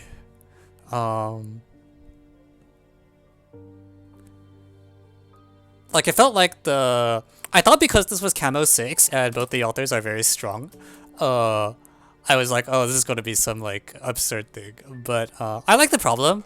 I like the problem. I feel like, it was less scary than it could have been. Like, I think we got very lucky that the turn basically ends on game 1. The game ends on turn 1. Like, I was worried it was going to be something complicated, but because the game ends on turn 1, as it turns out, then it's just, you can just do it. And it's also like, let's see. Yeah, if n is small, the squid eats Eric on turn 1. If n is large, the squid can't run away enough on turn 1. And so, like, the black-gray distinction doesn't really matter. It's just, you run in. Yeah, because it felt like, I think the main reason I didn't think turn 1 would work was because the problem would be too easy relative to what I thought it was gonna be. I was just like, it feels like they should win on turn 1, but then the game ends on turn 1, and that's like, doesn't feel like a 6. But, yeah, we're fine.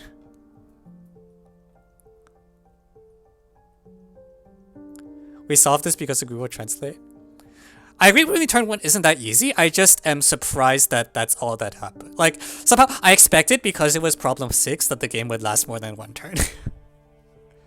I agree.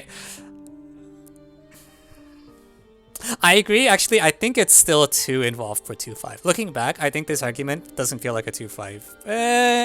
It could be a hard 2-5. I think I put this as like 35 modes or something. It feels like one of those 35 modes problems.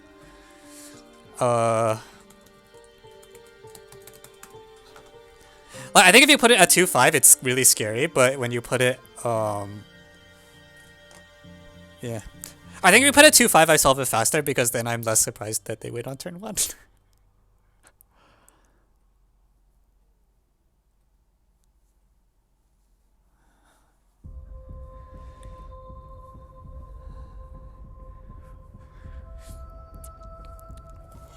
Alright, right. We did it! Now attempt the problem. Eric goes first. What is the highest most problem you've written? I mean, it's not very hard to write an open problem. You just take a random Diophantine equation that isn't susceptible to high school techniques, right? Like, I think the more interesting question is, what's the highest difficulty good problem you've written? And to that I say, I have some 50 Mohs problems. And I almost think that a problem that's greater than 50 Mohs is like not a good prompt test problem by definition. But other people may disagree with it. So,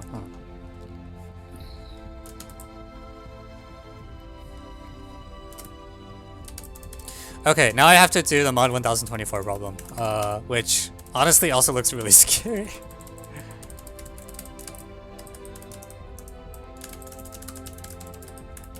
Did I say 100 Mohs? I meant 50. I meant 50. No, at some point, it's just not meaningful to compare the difficulties anymore. Like, what's the point, right? Like, you can't. It's just not hard to write a problem that's not possible for a high schooler to solve. You can even write good problems that high schoolers can't solve. Just make them like open. Like the Collis conjecture is a great problem. It's also completely out of reach of any tools we have. So like I don't know. All right.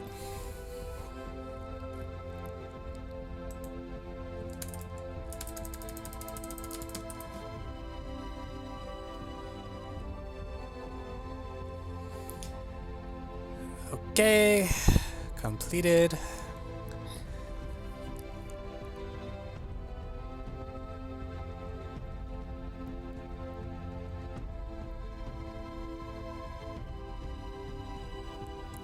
So first of all, what's the denominator?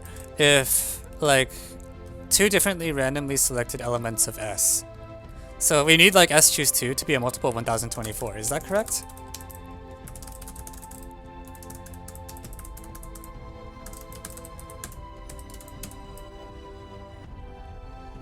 Aren't we done? Are we done? I don't think we're done.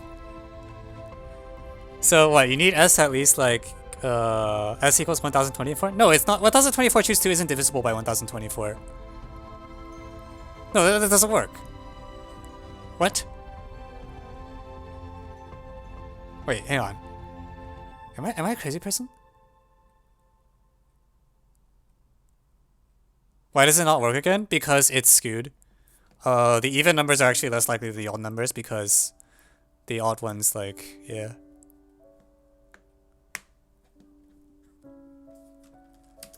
I'm gonna write divides because the mid looks really silly. So you need like S at least 2048.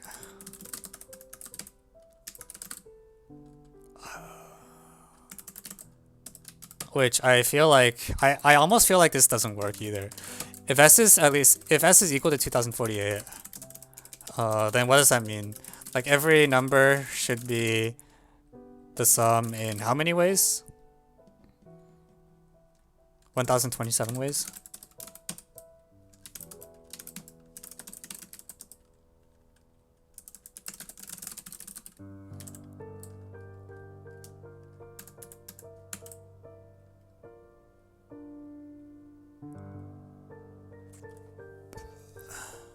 $2047? Oh, yeah, 2047, my bad.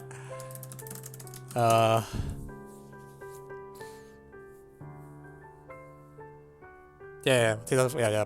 Did I write 1027? That doesn't make any sense. Oh my god. That's how you know I'm not thinking.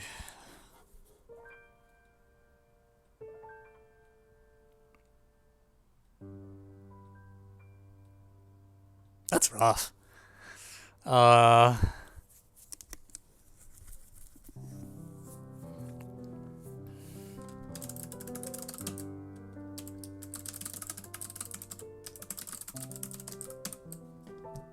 This feels actually this feels really scary. Maybe I should replace 1024 by like 4 and see what happens. Should be ends October 23rd. Yeah, I agree it should be 2047 ways. I don't know if that's achievable though. Can you do it? If S is like 2, if I replace 1024 with 2, what's the minimum I need? What's the source? I don't know. The person who submitted it didn't provide one.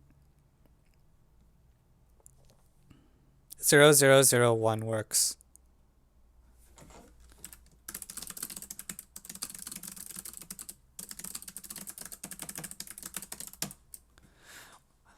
Well, I'm dumb. Why does 1024 divide S choose 2?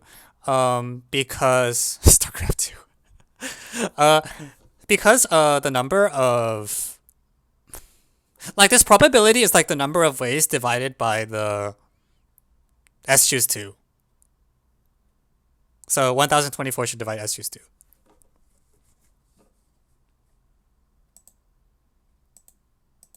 Wait, isn't this induc? Maybe. is the claim that I can diagonally double this. First of all, this should work, right? 0, 2, 3, odd, odd, odd. Yeah, yeah, okay.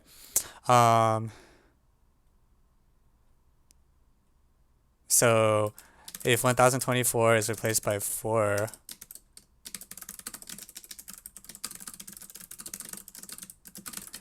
so 0, 0, 0, 1, 2, 2, 2, 3, is that what you guys want?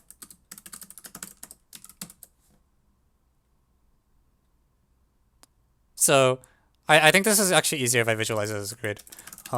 Yeah, this feels like a mirror thing. 2, 3, 6, I would believe that too. But let me write it out.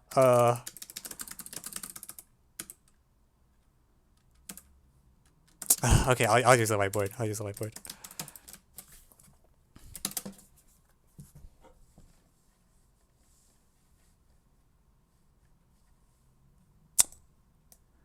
Actually, I feel like it's not 2, 2, 2, 3. And I'll explain why in a bit. Hello? Yeah, I don't even know if this works mod 2. Well, let's find out. So, what's the point here? I have 0, 1, 1, 1. And this is 0, 1, 1, 1. So we're... Sorry, not 0. I meant 0, 0, 0, 1.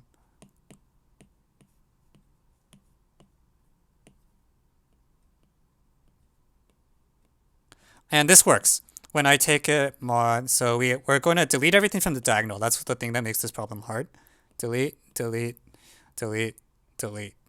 Now, what's going on? When I fill this table in, this addition table is 0, 0, 1, 0, 0, 1, 1, 1, 1, 1, 0, 0. Does this even work? Yeah, it works. There's 6 of each. But the problem is if I try to copy this with, say, 2, 2, 2, 3, I agree it should be doubling because of powers of 2. But I don't know what the doubling looks like. Because the problem is you get the x's here, but you don't get the x's again when you duplicate it.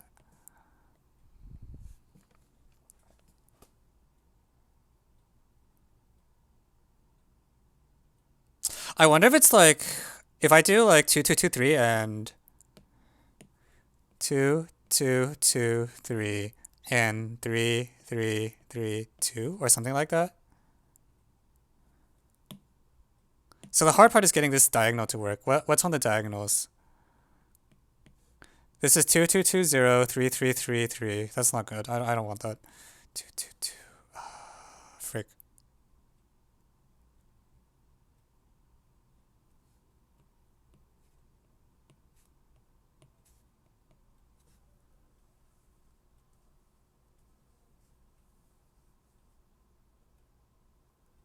Genfunk, I don't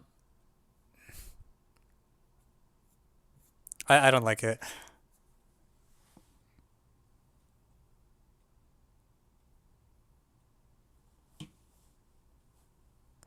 Okay, well, if I want something like this to work, what do I want? So on this diagonal, I would really want to have 2, 2, 3, 2, 2, 2, 2, 3, 3, 3, 3, 3. And then here I would want to have 2 copies of that same thing, but then on the diagonal I want the numbers to be all different. Can I just do that? 0, 1, 2, 3, 0, 1, 2, 3.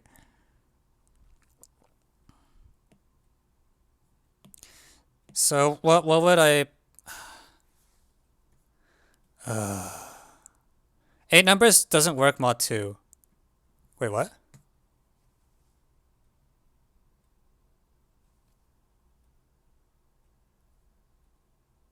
What do you mean 8 numbers doesn't work mod 2?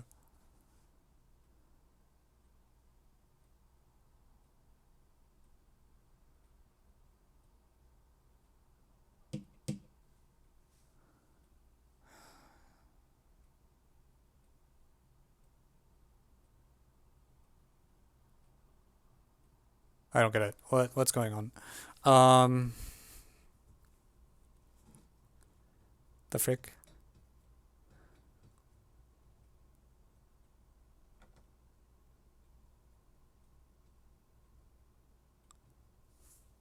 Would I try to use 1024 equals 2? We did that already. That's the upper left square.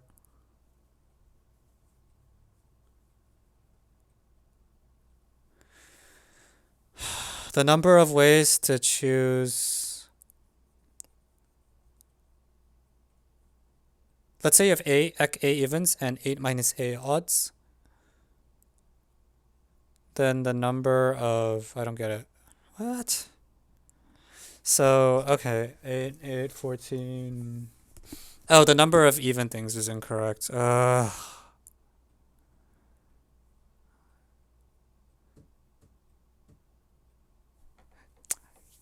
Just say even. If you say 0, I can't tell what the mod is, but okay, fine, I agree.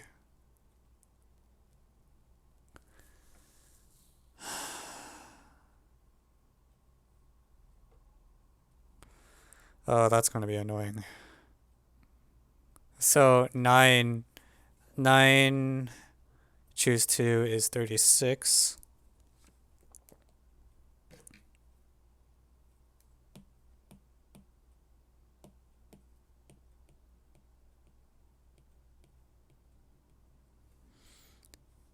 So I need like 18 to be equal to like x choose 2 plus 9 minus x choose 2. Is it? 3 choose 2 plus 15 choose 6 choose 2, yeah. Okay.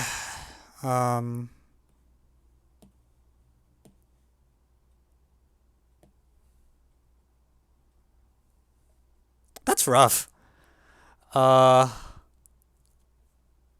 Wait, so what happens? Is this functional in general? Like, so 1/2 of 9 choose. We're using the fact that 1/2 of 9 choose 2 is 3 choose 2 plus 6 choose 2. What's the situation in general? Like, we also use the fact that 1/2 4 choose 2 is 1 choose 2 plus 3 choose 2. This was for the mod 2 situation. This is for the mod 4 situation, where you need at least. Okay. What about the mod 8 situation? What's the corresponding identity here? We think it's either 16 choose 2 or 17 choose 2?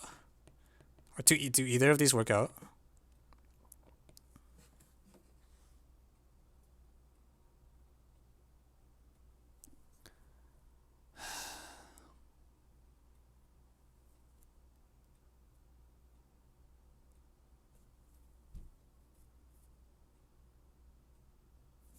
Let me put these in order so I don't confuse myself.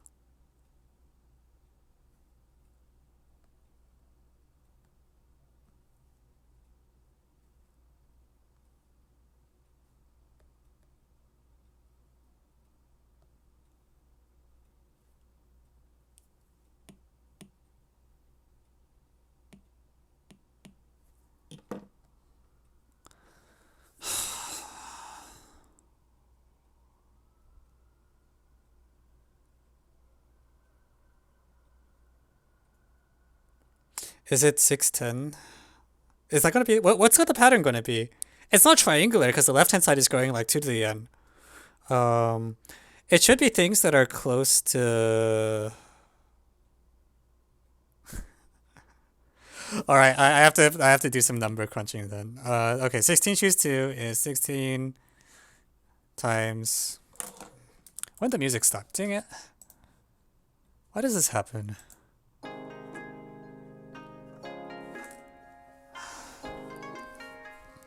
Yeah, so this is 60, and I want it as like 9 choose 2 plus 7 choose 2 is 21 plus 36. 10 choose 2 plus...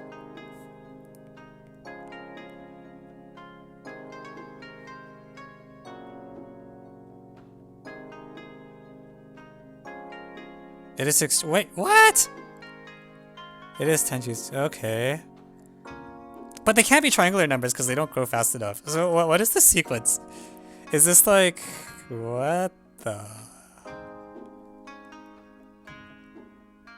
I'm just confused. Like, because the mod 4 broke here and the mod 8 does... Like, what's going on? Okay. I'm just interested in these identities. Let me just say that. Because what the... What?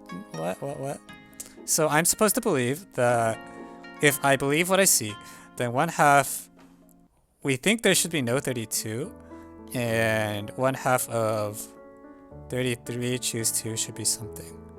And that something is...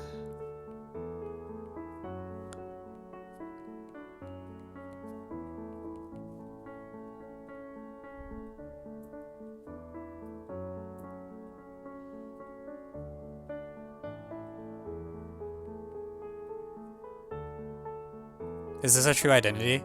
Oh frick, I'm also off the board.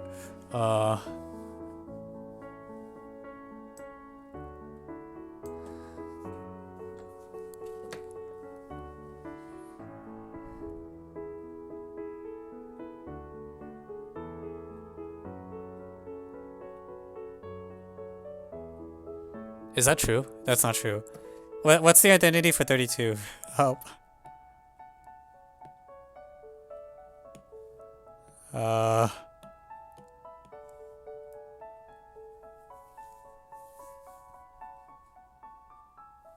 Like, this can't be a triangular thing, right?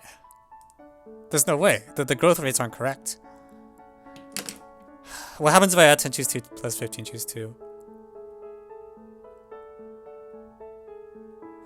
I agree it's 25 choose 2. The problem is that, like, 25 is clearly not going... Like, 25 choose 2 needs to be... For the mod 16 one, 25 choose 2 needs to be, is a solution to Bell equation?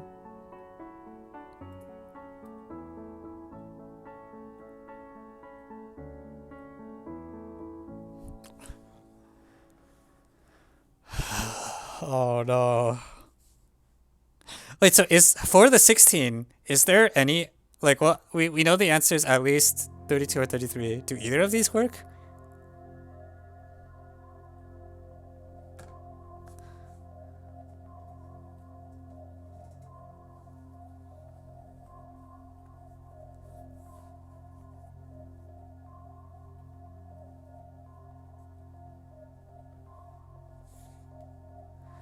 If you try none, no, I haven't tried 9 numbers. I'm freaking out about the choose identities because it seems like it should tell us a lot about the bound. Like, I just freaking out because it worked for mod 2 and not mod 4, and then mod 8 was something, and now mod 16 is doing something entirely different. Yeah, I have not tried 9 numbers. If you can find 9 numbers, go for it, but I think this is the thing I'm more freaked out about right now. Like, the fact that I can't... The powers of 2 are behaving differently mod 2. Like, when do powers of 2 behave differently mod 2? I tried, I think 9 is possible. Okay, thanks, good to know. What is this? The heck?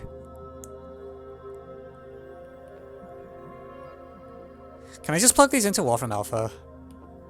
For my sanity. Yeah, I guess the viewers might do it for me. I'm gonna try it.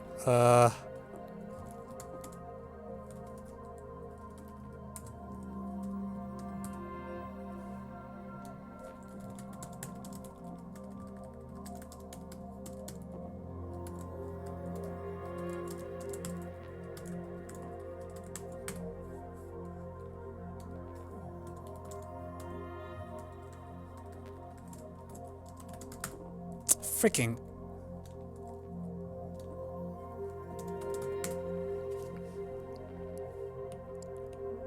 Let me write these in red. This is actually important. There's no 8. 8 choose 2 is not equal to H.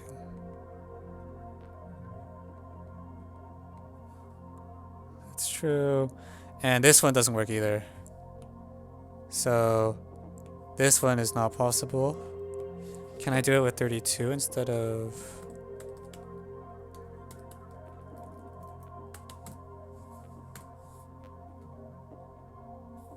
Okay, so this one's also not possible. Okay. Absolute... Oh, is it what? S has to... Are you duping me? It has to be a perfect square? Alright, well, that's something interesting. Alright. Alright, let's do number theory, guys. We're doing number theory now. So, what is the equation we're looking at? We're looking at 1/2 n choose 2 equals x choose 2 plus n minus x choose 2. So n choose 2 is supposed to be equal to x minus 1 plus... Oh, jeez. This is gonna be weird.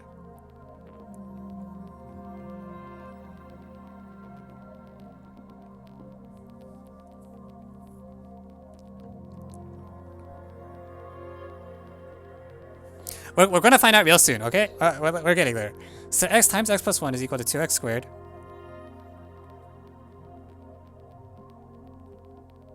plus n squared minus 2x plus 1n. This is supposed to equal n choose 2.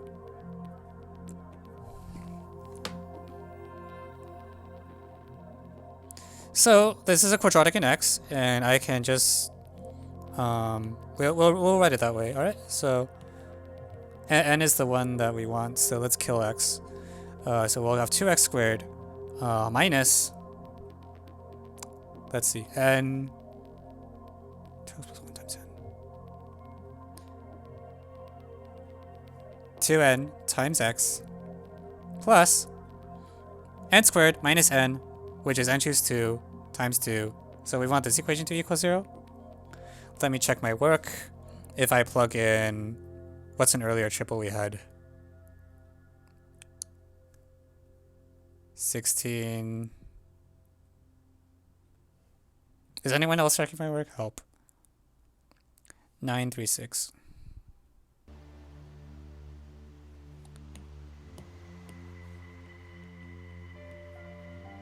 We saw that when it was 9, there was a solution. Yeah, that's fine. Okay. So this checks out. So this is the right. So in order for this to have an integer solution in x, the discriminant should be a square. And the discriminant of this equation is equal to 4n squared minus 8 times n choose 2.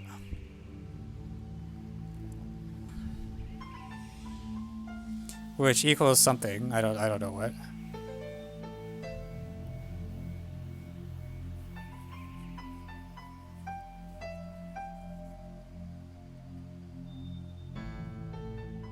Is equal to 4n? Okay.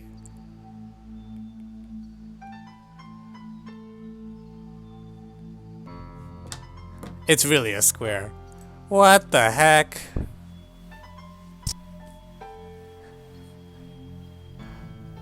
What?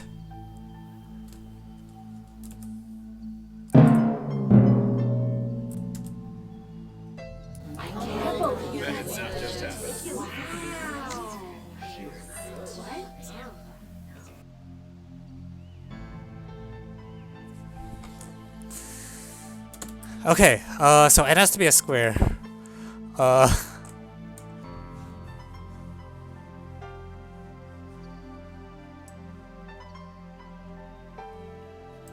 9 is a square. I know about 9, but I don't care. At this point, the 1024 is going to matter.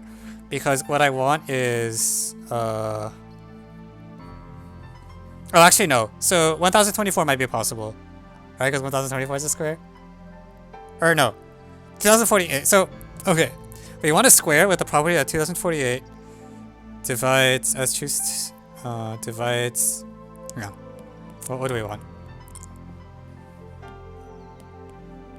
I want a perfect square with the property that 1024 divides s choose 2.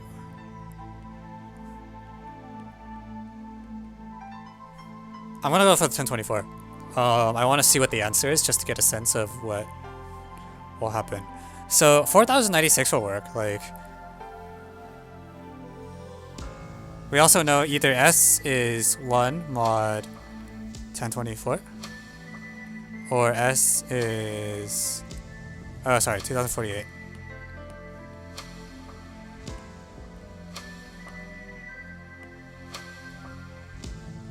It's a 0 1 mod 2048. So 4096 should be the smallest candidate.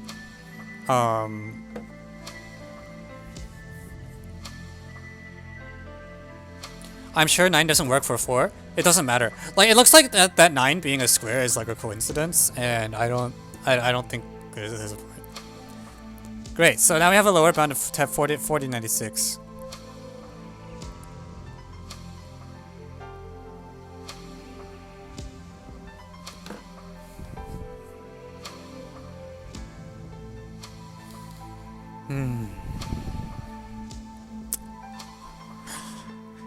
I can't believe S has to be a square.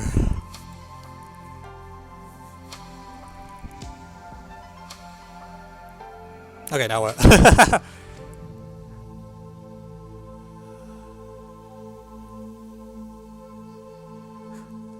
Oh, he wrote this problem. Wait, did you propose this anywhere? What?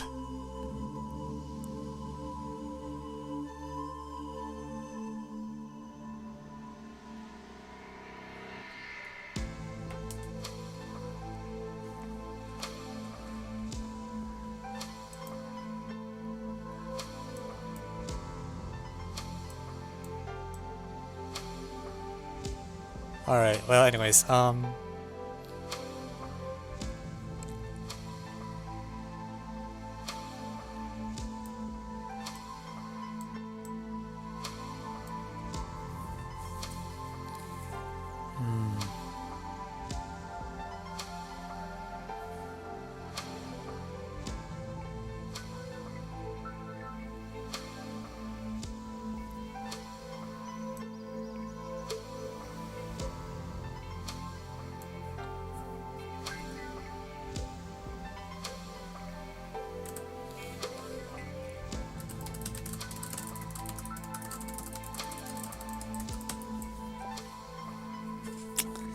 so I'm going after 4096 and I feel like I have nothing. When we did mod 4, we didn't have anything mod 4. We showed that 9 was possible and we didn't pursue it. So really what that means is that I should be trying to get a construction with 60 numbers for the mod 4 situation, and then cry.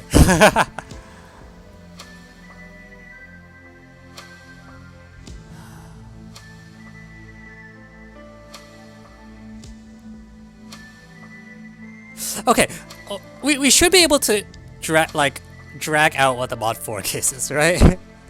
I think we do the mod 4 case assuming 16 because we want a construction for mod 4 with 60 numbers that will hopefully also generalize to 1024. And let's just fight it with our bare hands. So if S mod 4 with A, B, C, D with sum equals 16, this is the number of zeros, this is the number of ones, this is the number of twos. This is called desperation. So, 1/4 of 16 choose 2, which is equal to whatever it is, 30.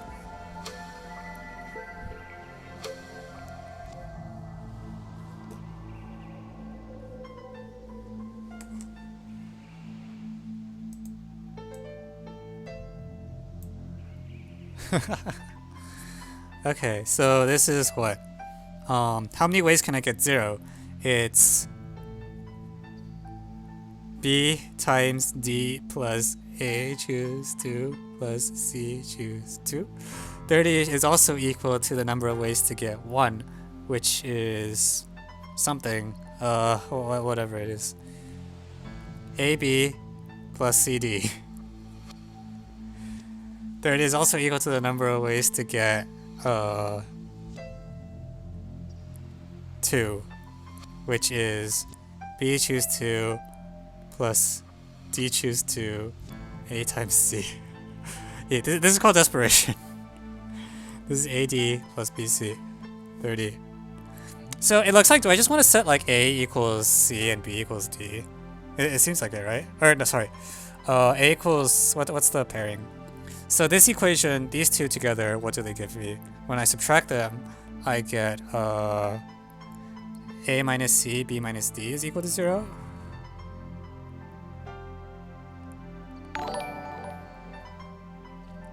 Thank you, Twix02 for the follow. Okay, so what if I just set A equals C and B equals D? Does that have a solution? It's like I want No, no, no, no, no, no. That's not gonna work. Stop it. Stop it. What if I just... Oh, God. Is this gonna work? 6343. Alright, thanks. What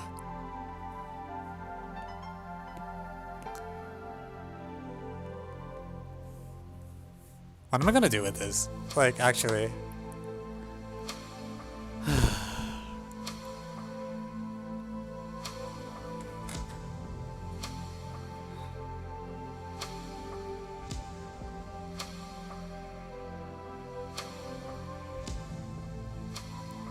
Yeah, it looks like we want the odds to be equally frequent.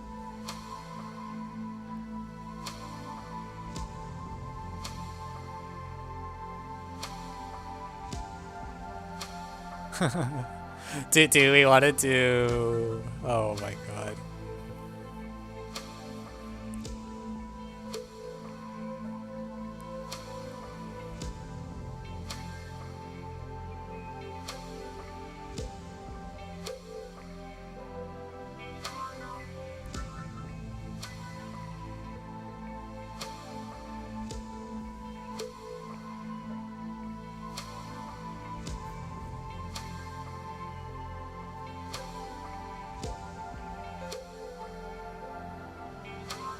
I'm not even convinced that we... What did the engineers conduct? We think the answer is 4096 because we know that the set has to be... We think it's 4096. We think that the set... We prove that the set has to have cardinality a perfect square and also be 0 or 1 on 2048. So 4096 is the next square. And it also explains why the other sets are behaving differently. Because it'll, like, squares depend on parity something something.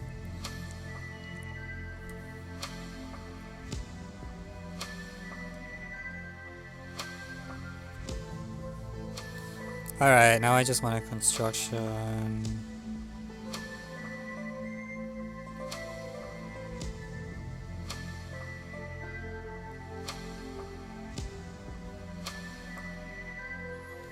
How do I construct this? Oh my god.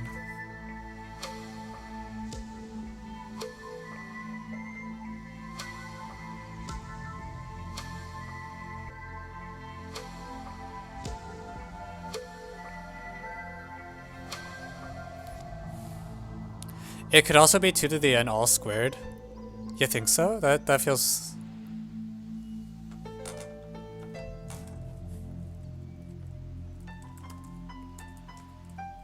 That feels so large though.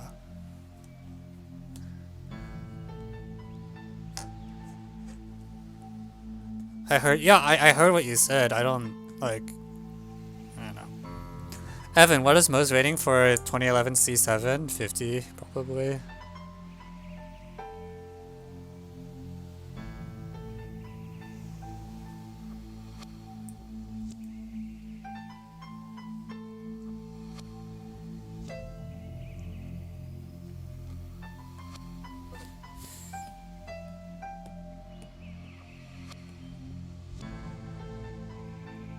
Can we do 2013 C8? Some other time.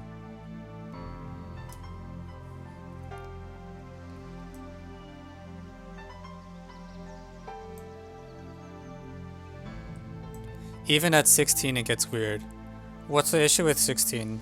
We have a bound of 64. Do you think that's not the correct bound?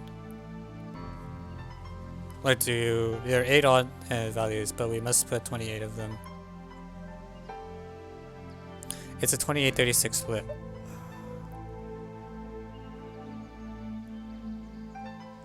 So the odds can't be distributed evenly. Is that a deal breaker?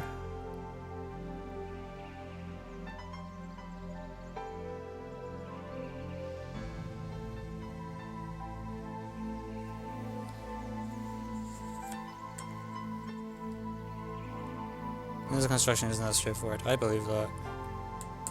I think nothing about this problem's been straightforward so far. We somehow figured out the set size has to be a square.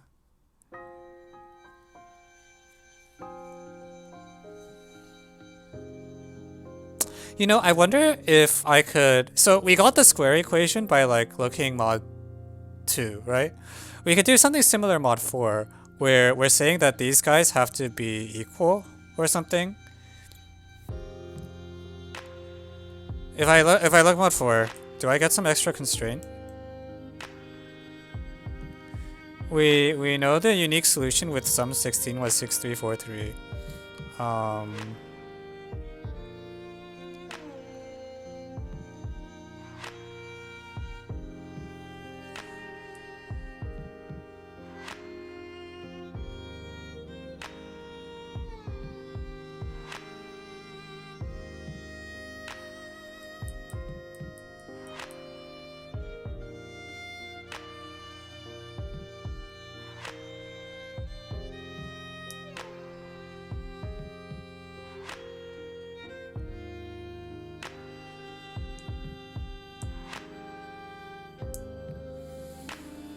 Yeah, I feel like I'm in a situation where like I can't work out enough cases to give me a sense of what I want.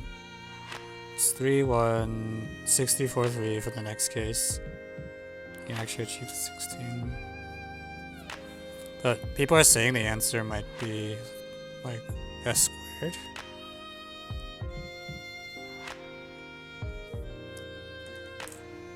Or 1024 squared.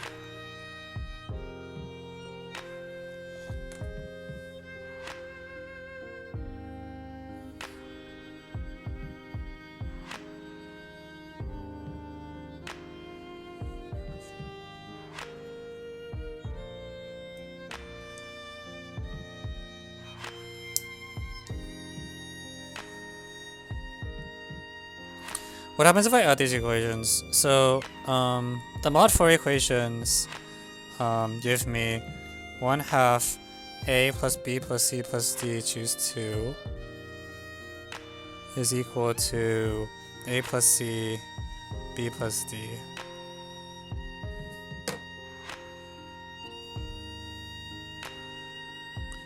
Which is, for example, satisfied by 10 and 6. Will these be the same? No, this is not a combinatorial identity. Because it's telling me something about ABCD. Oh, sorry, I didn't mean to add all the equations. I'm adding like 2 of them. I want to add these 2. This is going nicest. And you'll give this. And this is an equation that's true. So, much like we got every number has to be a square, I'm curious whether this will do something. Say like every number has to be... It might be the same kind of constraint. We'll find out. And 1/2 n choose 2 equals x times n minus x. This might just say x is... I'm not sure.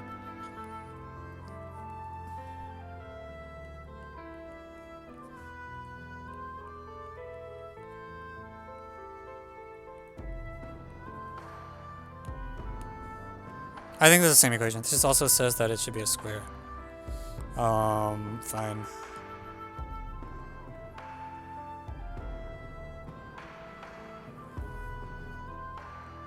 Yeah, this is the same equation from before. That's when I added up those guys. Okay. What about in general?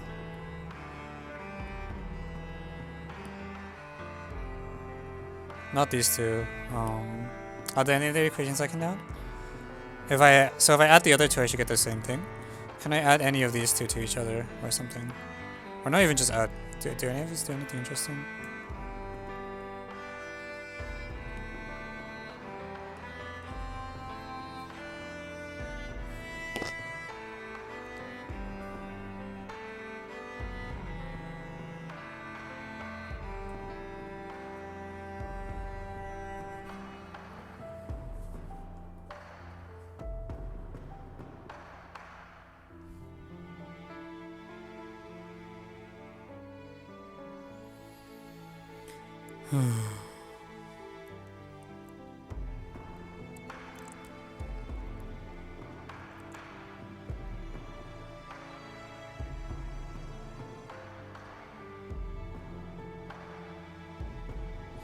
So in any... Actually, this equation is... This difference of the equations actually feels like it says something. It says that in any working construction, the number of either the number of 1 mod 4 and the number of 3 mod 4 things are equal, or the number of 0 mod 4 and the number of 2 mod 4 things are equal.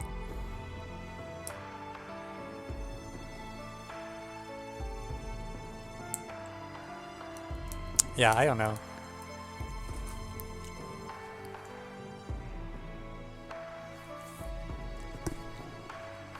I'm just very confused now.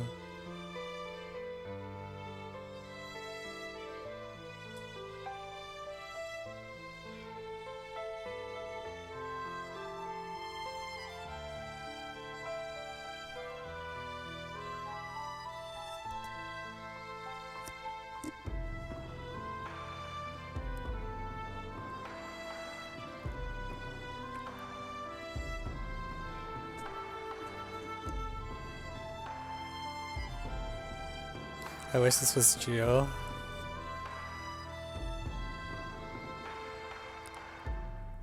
Make it Geo.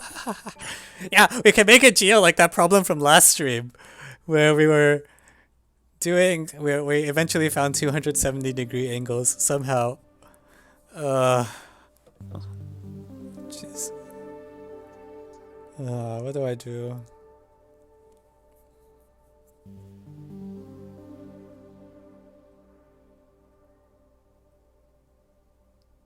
I really want to believe the answer is 49.6. Did it actually end up being usemo 5? Not really, but it was sort of... We did use a 270-degree angle to, like, do a smoothing argument. Yeah.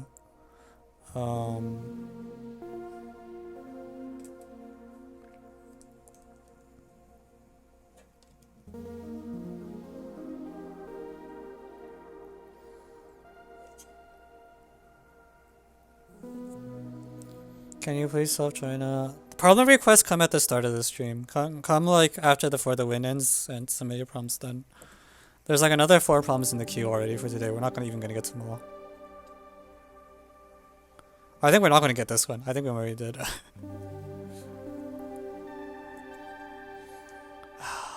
Can I? Like, I feel like if the answer is actually like 1048576, I'm gonna be really sad.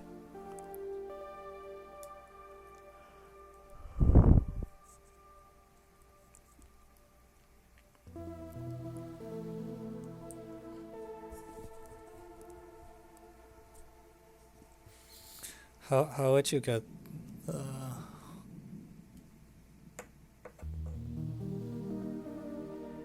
because that means like even the mod 8 case feels like it's like really far out of reach. Okay, for the people that think it's squares, wanna construct S mod 8? If you really think there's a solution where the sum is 64, let's get it, right? So S mod 8, so mod 8,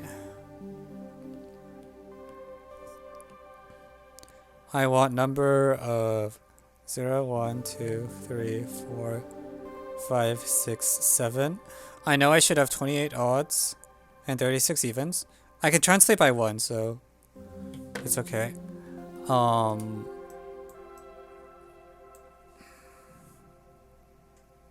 It's 36, 28, right? Yeah. So...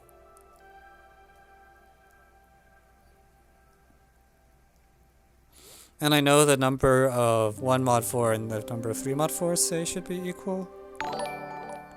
Thank you, Captain Prophet, for the follow.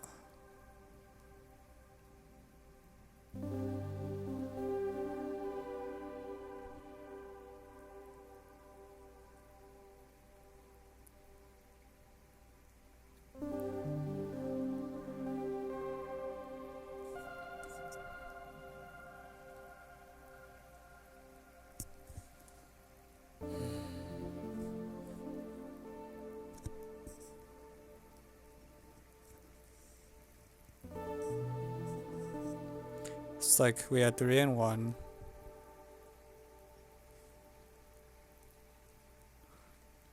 Yeah, so the gap is always... It seems like the gap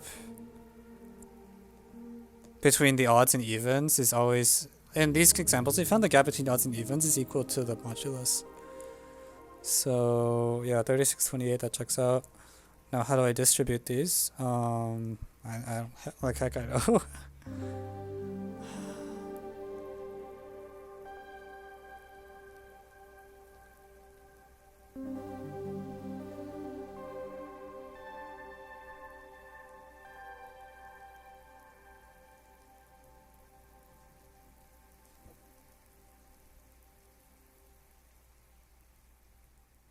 Gap here was the previous modulus between the 6 and 4.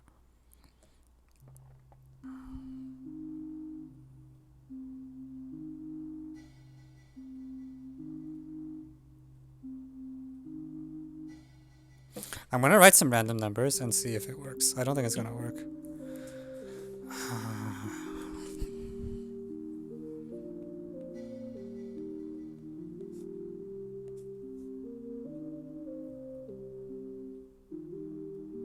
Let's test my engineer induction abilities.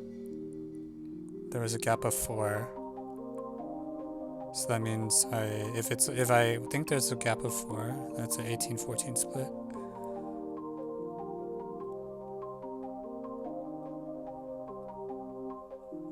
No, sorry.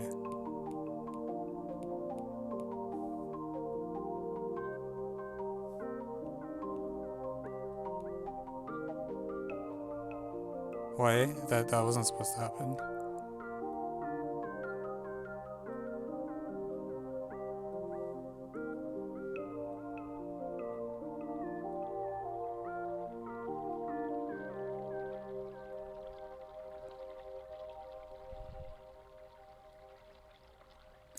Hang on.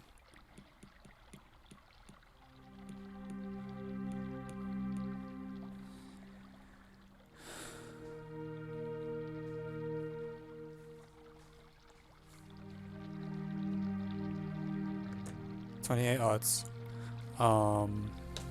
What was the distribution for a mod? For whatever it was.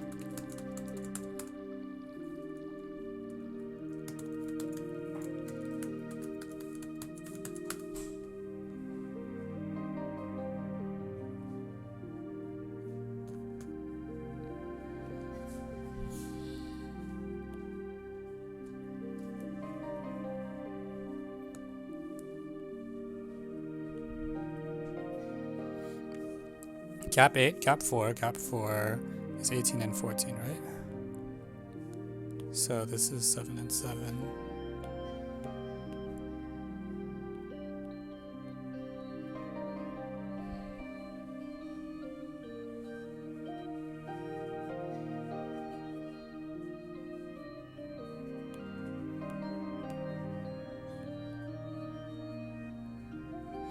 Okay. I don't think this will work, but let's give it a shot. We can test our engineer's induction abilities. So 13 choose 2 plus 5 choose 2 plus a fig ton of 49s.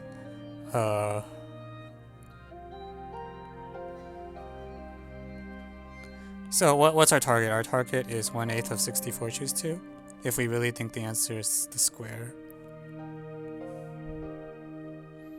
Which, as far as I can tell, is 252. Okay, so this is 147. This is 10. And 13 choose 2 is 78. Yeah, that doesn't work.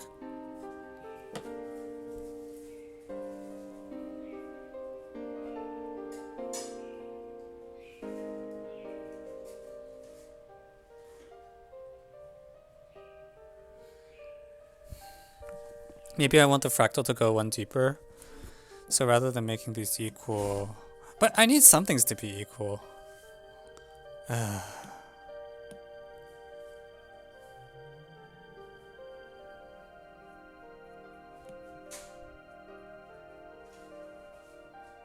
Yeah, I feel like I'm just playing like engineer's induction practice now.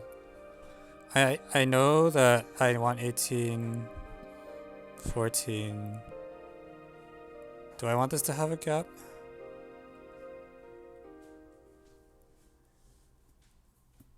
You start with x for number 0, 1 through 7.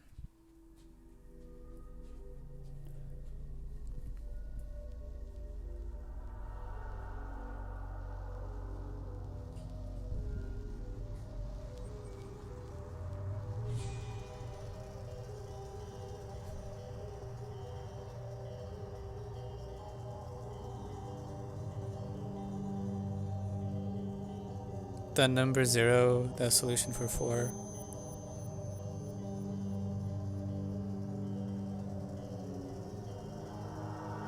So what, you want it uniformly and then you increase?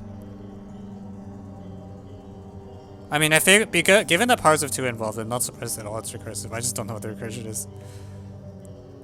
Okay, you start with all equal, and then plus 6, plus 3, plus 4, plus 3. So these are still 8.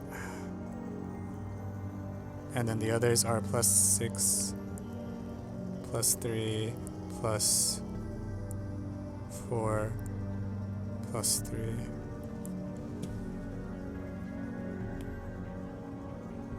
Wait, that doesn't work. The number of odd numbers isn't correct. It needs to be 36 against 28. 16? Are these supposed to be 7s? Did I mess up?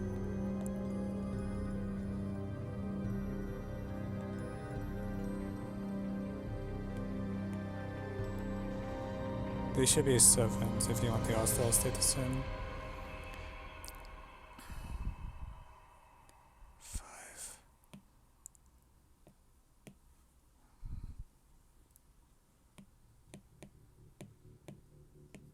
6, 3, 4, 3. Okay, let's try that.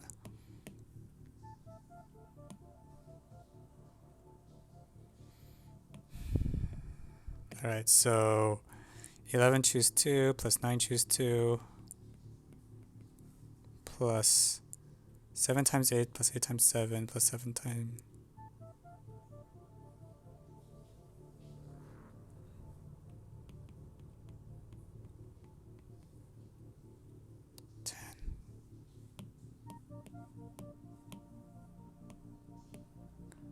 So 55 plus 36 plus 49 plus 64 plus 49.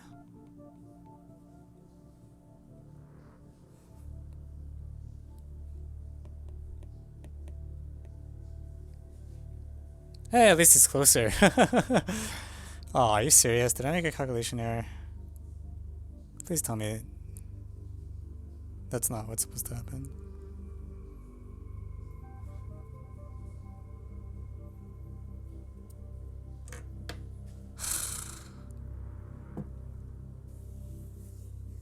Goddamn.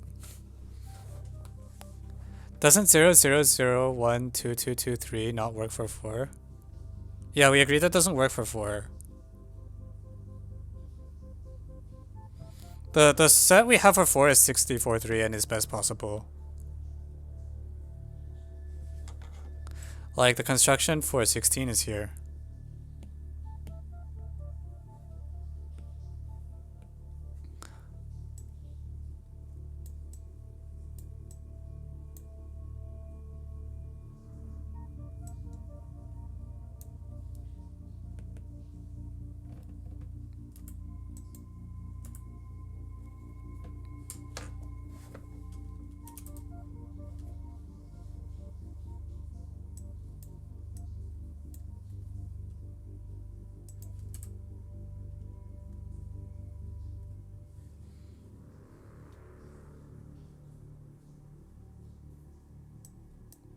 So I don't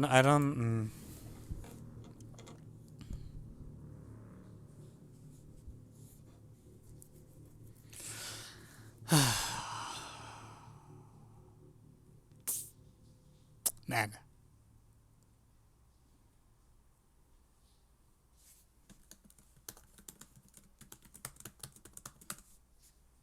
I do think it should be like 7s. Like I think we should see 7s. So what am I hoping for? Like something choose 2 plus another thing choose 2 plus another thing squared is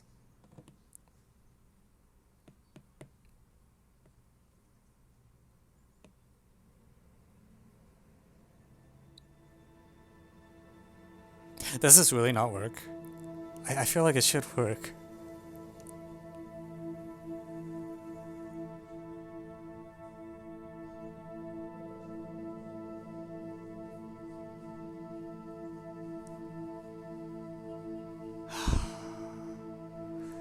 Is this not it? Okay, alright.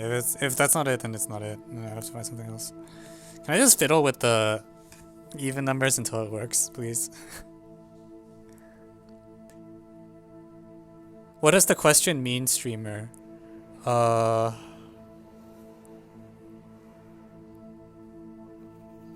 Okay, I'm not sure what to say. Yeah, you have a bunch of integers, and then you have a set of integers, and I randomly pick 2 of them. And it turns out that when you look at the remainder, when the sum is divided by 1024, all the remainders are equally likely. And you want to find what's the smallest set for which you can do it. Try 36, 30, 33, 30, 34, 30, 30. What?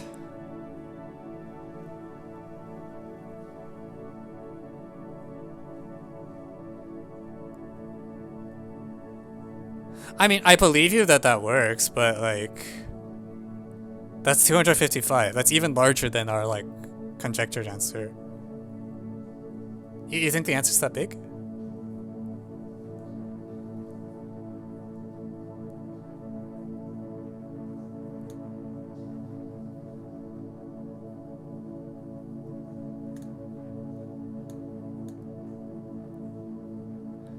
I think they are going to 2 to the 2n. Yeah. But even then, like... This is... We're doing the mod 8 case, right? Like... 2 to the 2n...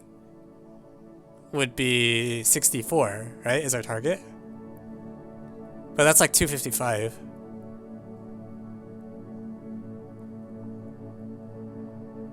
Or sorry, the sum of that is 256. Like...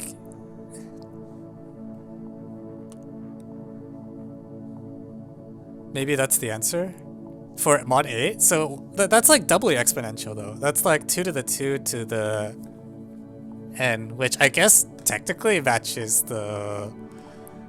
Does that match what we have so far? I really hope it doesn't. 2 to the 4. Yeah, okay. That is a possible answer. 2 to the 2 to the n. In which case I'm giving up on this problem.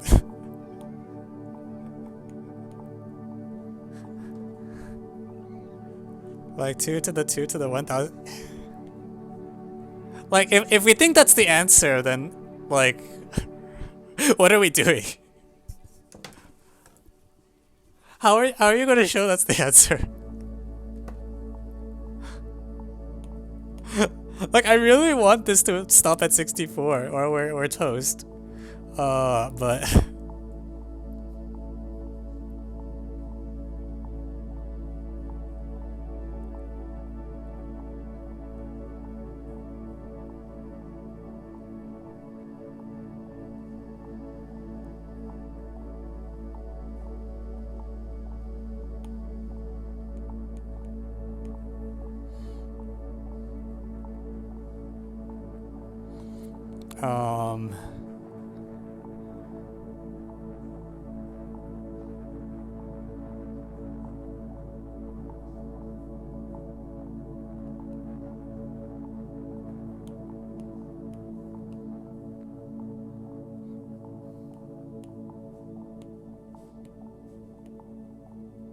Is there a way I can get this shape to work? I'm just throwing stuff at the wall now. I think the claimed answer really is 2 to the 1024. Oh, sorry, you're right. It's 2. Yeah, it's just 2 to the 1024. Not. Sorry, you're right. I had too many. I got excited.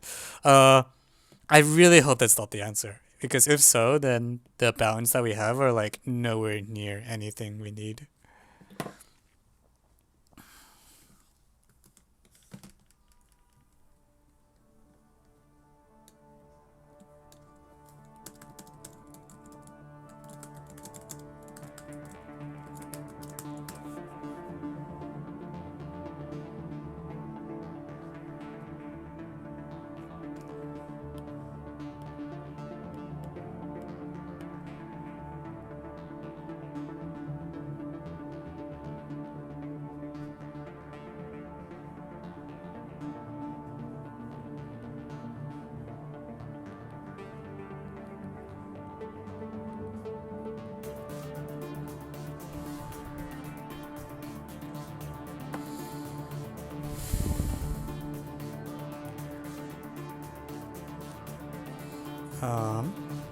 Okay, okay. What are the ways to sum to 1?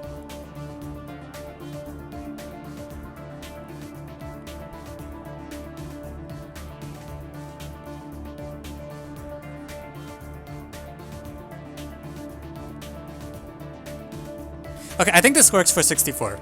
Because it worked for the sum to 1, so it'll work for sum to...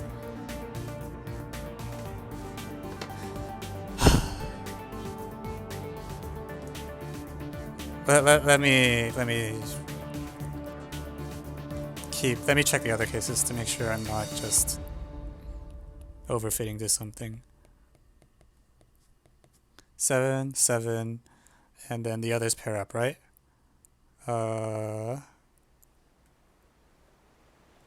Which things sum to 2? 10 times 8.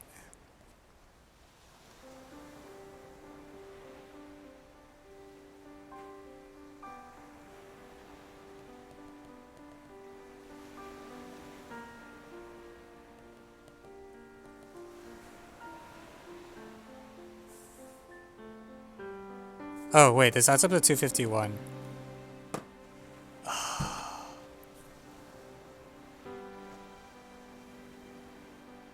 Are you kidding me? It was almost there.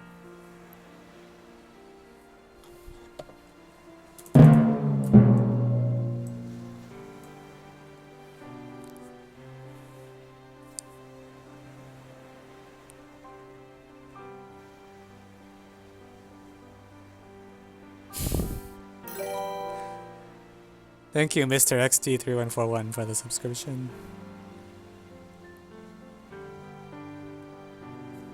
Oh no.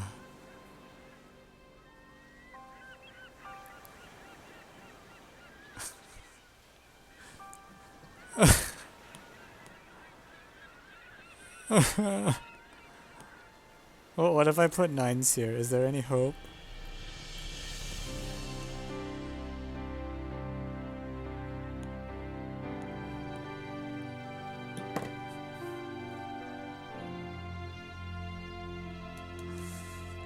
Uh, 49, 81, 49. So I need 73.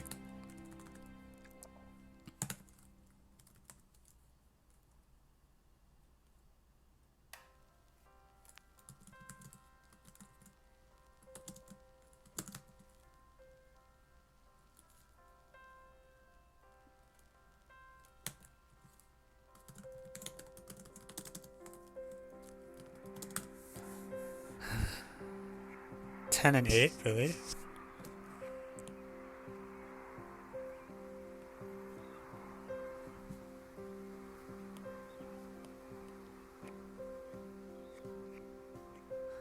This looks like a pastel color scheme, I swear.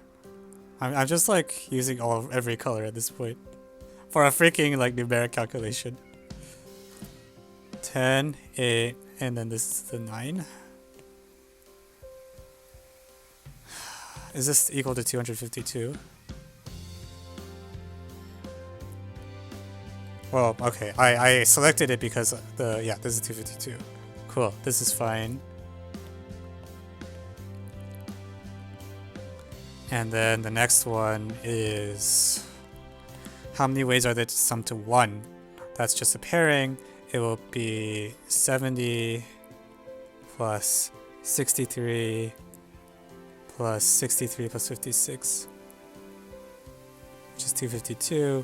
Okay, great. Next test. How many ways are there to sum to 2? The number of ways to sum to 2. So you got choose 2 things at the 7s. 2 times 7, choose 2.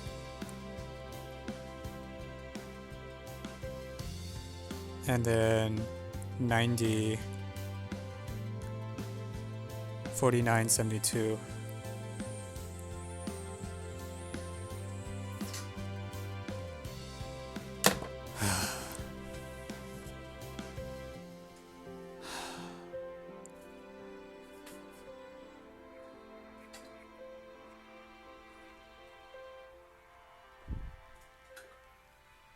I think I'm done. I think we're not getting this. Thank you, Mr. XT, for the sub.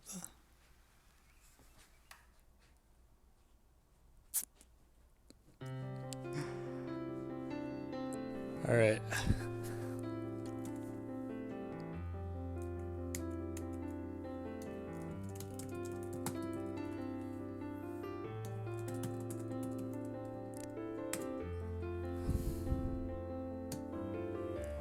I think maybe one last thing I can try to do is literally just write a Python script to see if I can guess what the mod 64 is. But at that point, I'm just like cheating because I'm using a computer.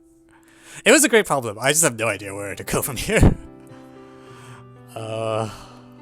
Yeah, I don't feel like I'm getting anywhere anymore.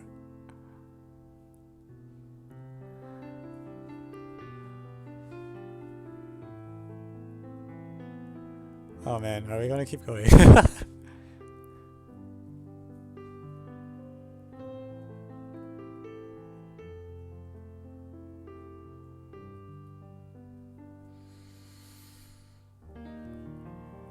All right. Okay.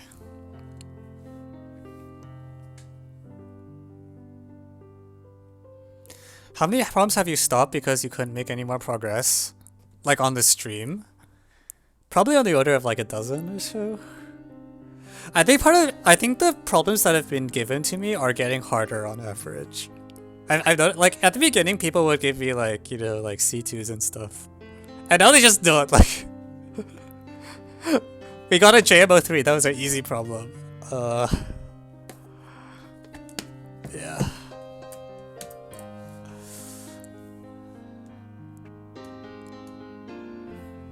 I want to see a solution to this problem though. I want to know what I'm missing, because it's gonna. Yeah, but I think we're not solving this at the way we're going.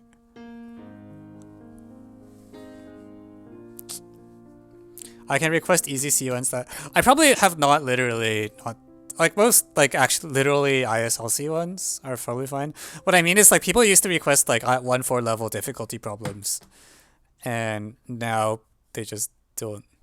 If you want, I can give you a nudge. I'll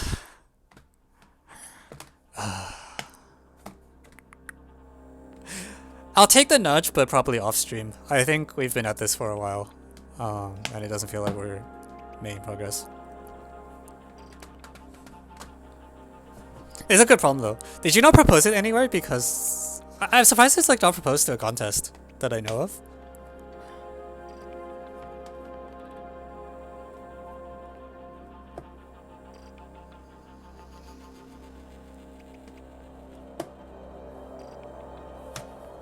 Cool. All right. Well, I'm gonna try the 42 points problem, and that's probably it for today.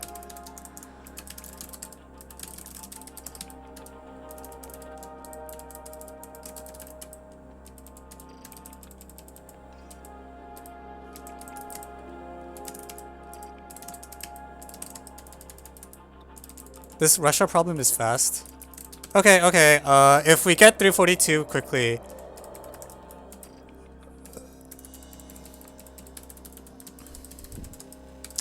Is the Russia problem? Okay, fine. I'll do the Russia problem if people say it's fast, and then we'll do 42 points. And I better solve the Russia problem. Alright, that's what we were doing. We gave up.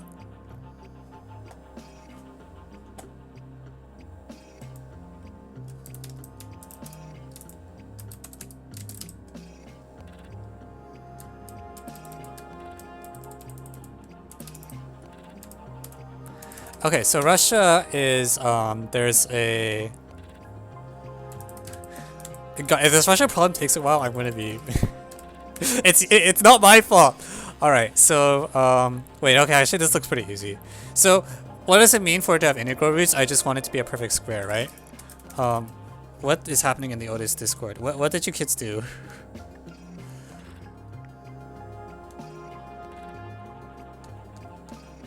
I'll deal with it later.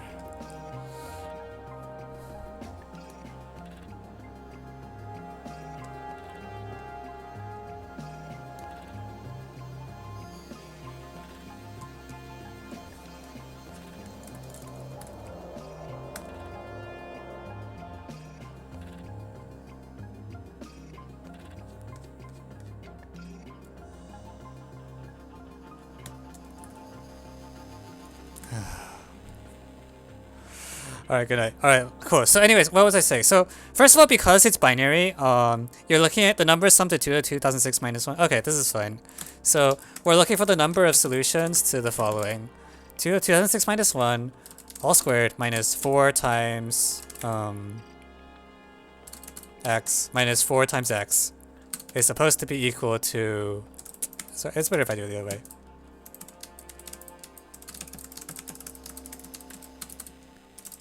We want the number of solutions to this.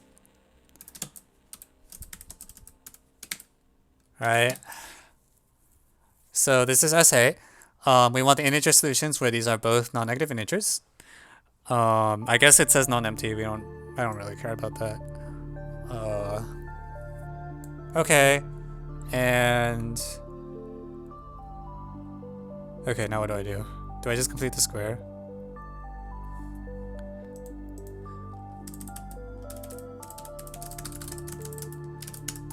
Okay, so this is x squared plus 4x minus some least large constant. We'll complete the square, so this is plus 4 minus 4 times 2.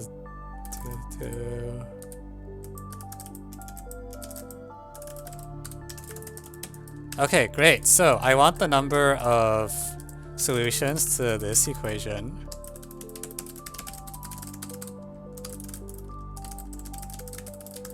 And that looks like it's an easy equation to solve. Because there's difference in squares.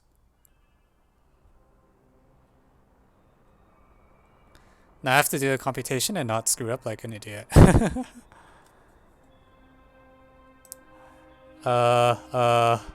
What is x and where's the 4? So the x is this x. And this is like, oh shoot, sorry. Sorry, I lied. It's not this. It's, let me call it S. How about that? So let S equals S sub A, alright? Literally S sub A. And then this is like the discriminant of the quadratic. I'll call it delta just to reinforce that it's the discriminant.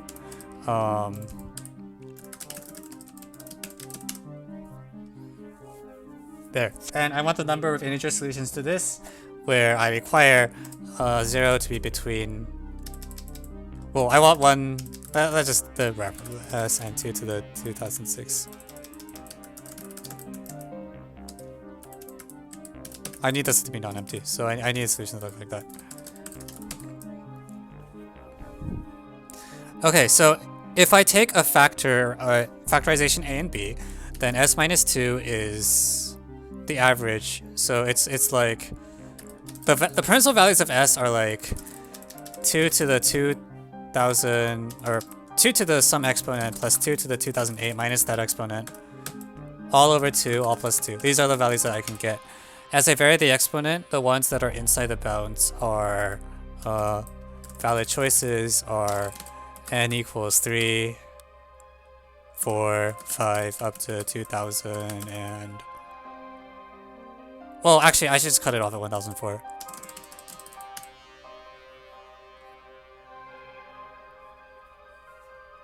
So there should be 1002 choices, I hope. Let me make sure I didn't mess up. So at 2 squared, I get the solution... No, something's wrong. Because I know there's a trivial solution where S is equal to 2 to the 2006 minus 1. So I flipped the sign somewhere. Something's not good. This is S plus 2. Ah! So this is a minus 2. That's still not right. 2 to the...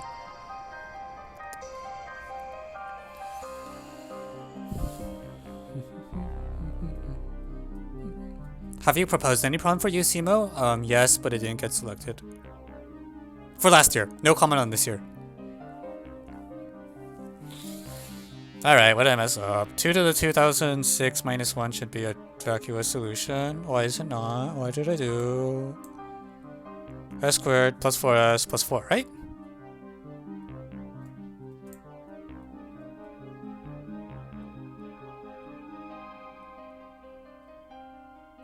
Yeah, 2 to the 2006 minus 1 works here.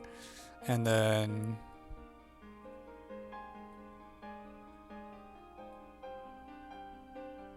No, it's fine. N equals 1 is where the trivial solution is, and n equals 2 is not. So n equals 2 here works.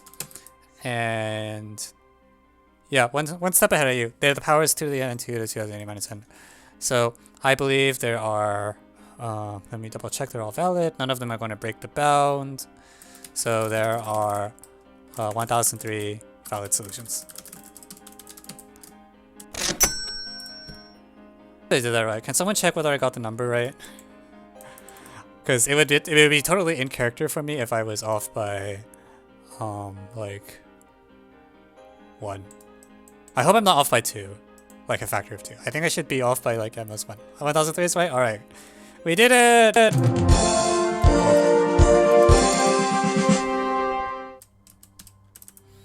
Alright. Yeah, see, this is the kind of problem where I look smart, because I don't spend a lot of time like running myself into walls and being like engineer's induction practice. Yeah, I guess that's not what's helpful to watch. Okay, so all right, we're gonna do 2m squared, and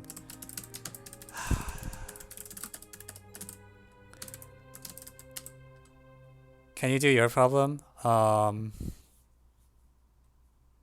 Is your problem actually fast? I'll take it at face value and try your problem and possibly give up very quickly if I don't get it. Okay, and then we'll do 42 points. All right. We'll try to pretend we get 4 problems today.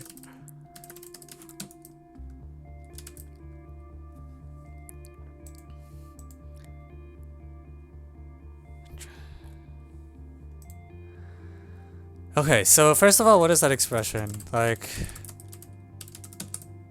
it's the sum of...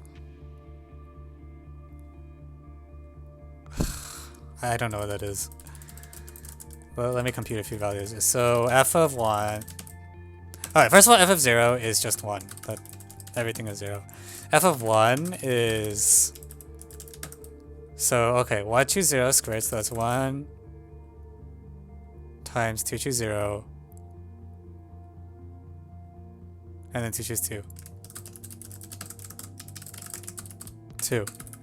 Okay, so f of 2 is the first one that isn't stupid. It's 1 squared plus 1 plus 2 choose 1 squared times 4 choose 2 plus 1 squared times 1. Is this gonna be a closed form? Like, I don't see how this is gonna go. It doesn't look like it's a closed form. 6 choose 2 is 15. So this one's symmetric here.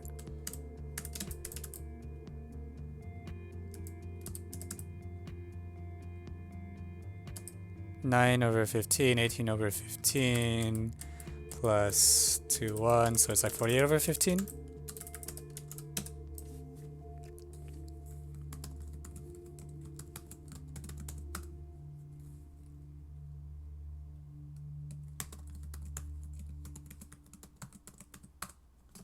So like this is 16/5.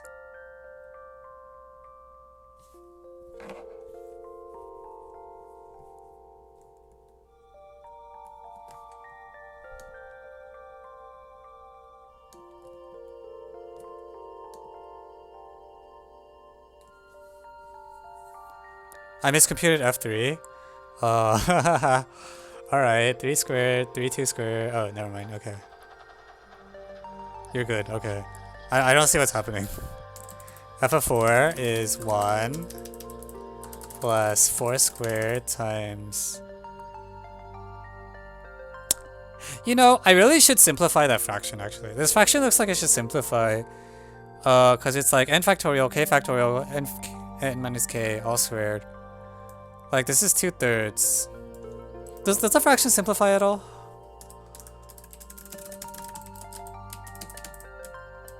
Oh shoot.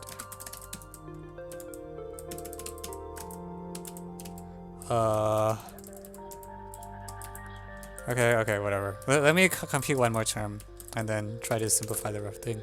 So, 8 choose 2 is 28. Yeah, I should have cleaned that fraction up. There's so much cancellation happening. 6 squared, a choose 4 is 70.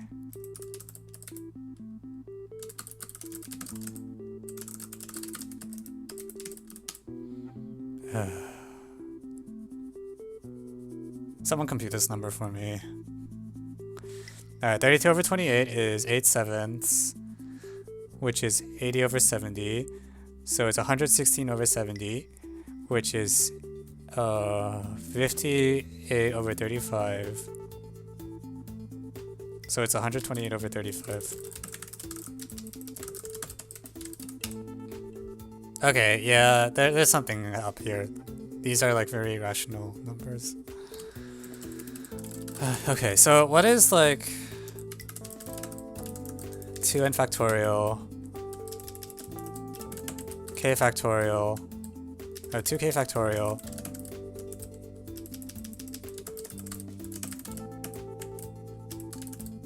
two n minus 2k factorial, and then you're throwing me in k factorial on the bottom, n factorial, another k factorial on the bottom, another n minus k factorial on the bottom, and then like an n factorial on the top, and n factorial on the top. Okay, so you're trolling me, and this is actually just equal to like 2k choose k times 2n minus 2k choose k on the top, and 2n choose n on the bottom, so the denominator is fixed, and I was adding all these fractions for no reason. Okay. And now... Okay, so there's a denominator 2n choose n, so I should be clearing all the 2n choose n's. What is the top? It's the sum of like this 2k choose k times 2n minus 2k choose k. Is it just 4 to the n? Is it that famous one that you can't do with like combo? Let's see. So if I multiply this one by 6, I get 16. If I multiply this one by 20, I get 64. If I multiply this one by a choose 4, which is 70, I get 256. Yeah, you're just okay. So f of n is just n minus k? Yes, thanks. Sorry, that's a typo. By generating functions black magic, 4 to the n divided by 2n choose n.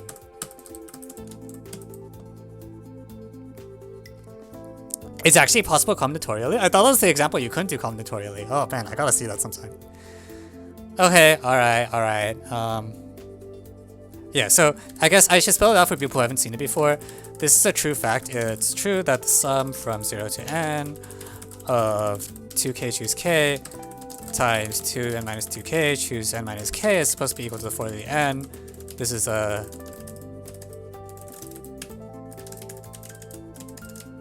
That's a lemma, and the proof is... The usual proof is to use the generating function, because the combinatorial lemma is actually difficult, although apparently not impossible. What you do is you use the fact that 2k choose k has generating function 1 over root minus 4x, and you square both sides. Okay, so now the question is, when is 2n choose n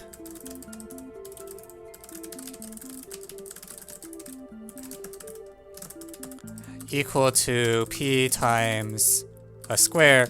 And the answer is like basically never, because for large enough n there are 2 primes between n and 2n.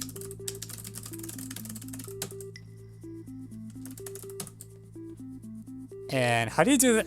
Is there not a bad way? I mean, like, by the prime number theorem for like n or at least something.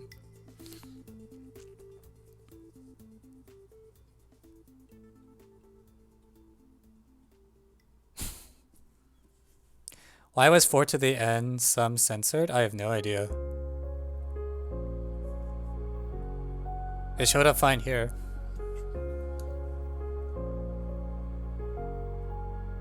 But we need 2 primes. Yeah, you can get... Yeah, for large n, there's just a prime number theorem. Yeah, but so Bertrand is really weak. Like, they're much stronger bounds plausible. I don't remember the explicit bounds, but like Yeah, now you just find a case check. If you know a version of the prime number theorem. Okay, you're right, this is quick. There's a prime between n squared and n plus 1 squared. That's gotta be true, right, for large enough n.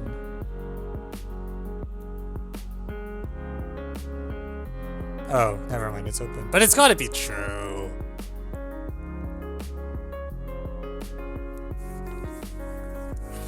Like, open doesn't mean false, it just means we have no idea how to prove it.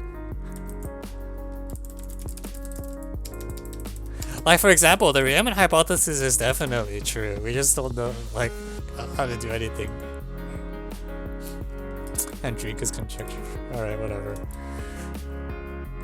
Okay, sorry for the delay. We're gonna get to the 42 points now.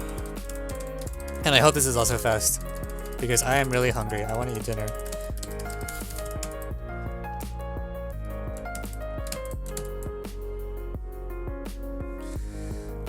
Alright. So, I start with n, and I can split it into things that have product 2n squared. So the total product goes up by square root 2 every time, right? Or, sorry. The geometric mean increases by root 2-ish? I don't know, whatever.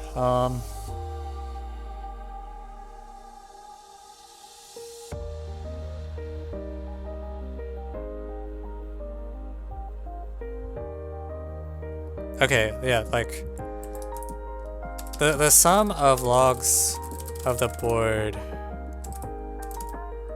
So okay, what m goes to x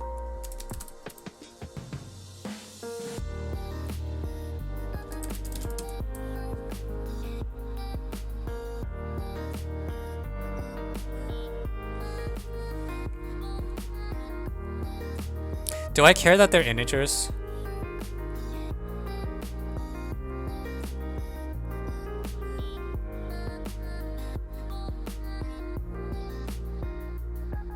So I feel like the geometric mean of the numbers on the board increased by a factor of root 2. Does that matter? Do I care? I don't think I should care about the integers. Okay, here's the point. I think I don't care about integers because you can scale up by arbitrary integers and nothing changes. So as long as you can approximate, therefore rational approximation works well, blah blah blah. Yeah, because I can scale by arbitrary integers and that takes care of all the rounding issues, so to speak. That shouldn't matter. So it should be a pure size problem.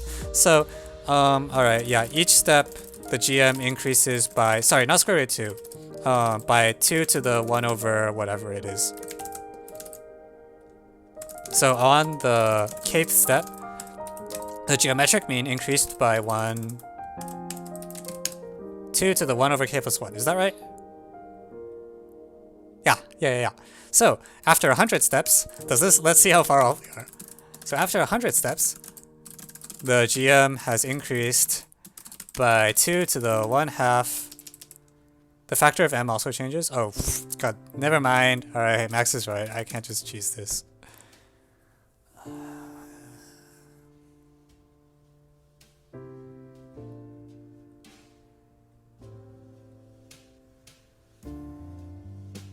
Is that true? Yes, I'm so bad at this. Alright, okay. So,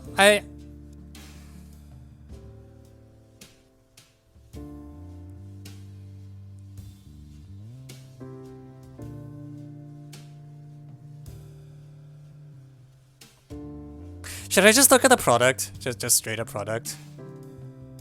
Like the product of all numbers increased by... No, I want... I gotta be careful here. So on the second step, when I have A and B, and now I have like...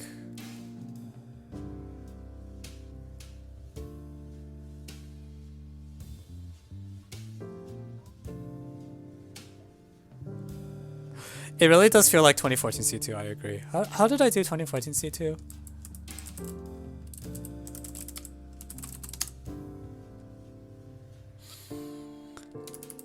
I showed the product increases by something. So here I want to bound the increase in some metric.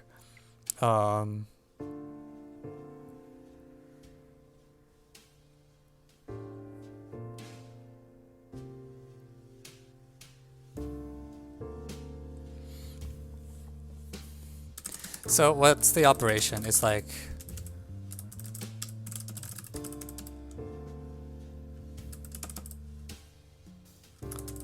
let me just pretend they're equal so it's easier for me to think about. It doesn't increase by anything nice. No, you're right. Like I just messed up.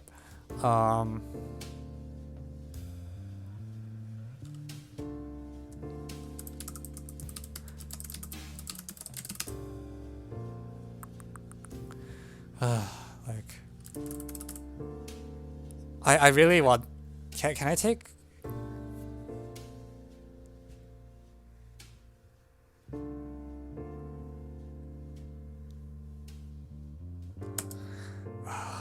Dang it!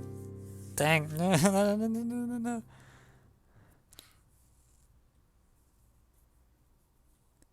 Like I want something that's related to the number of terms, and I don't have it.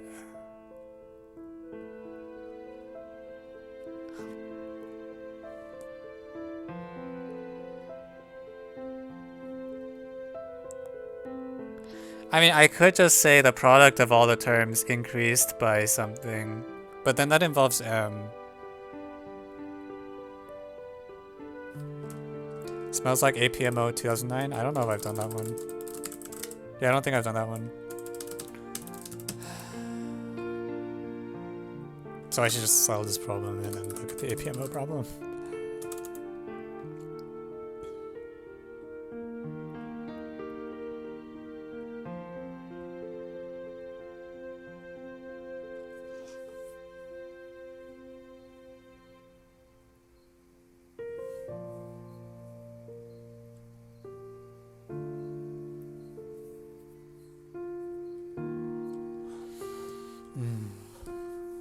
Okay, calm down, think this through.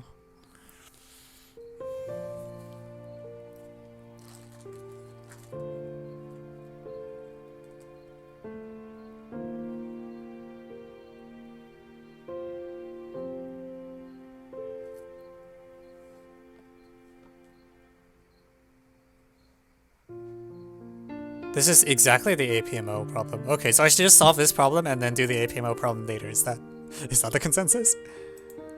The GM can aid in a smoothing argument. Like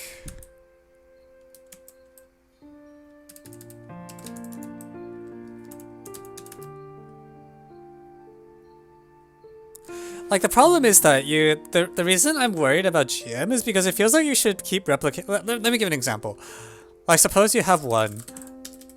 Alright, or actually let me just write n, there's no reason to write.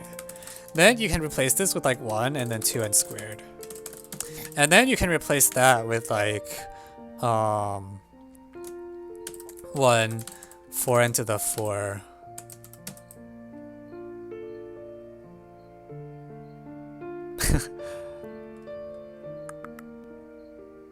Or not, like 8n to the 4. Right? So it's real scary because the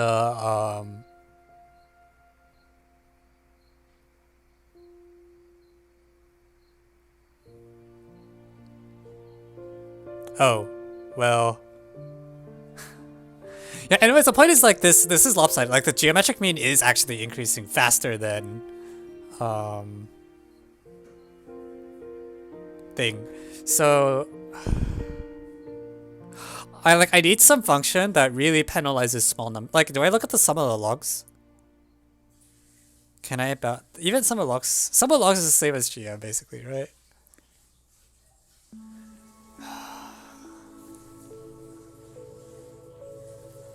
Oh, okay. So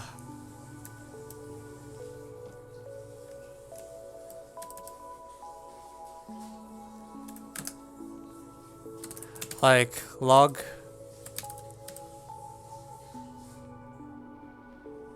I need like some very concave function. What's my very concave function? So log x plus log y is equal to 2 log root 2 plus 2 log m, which is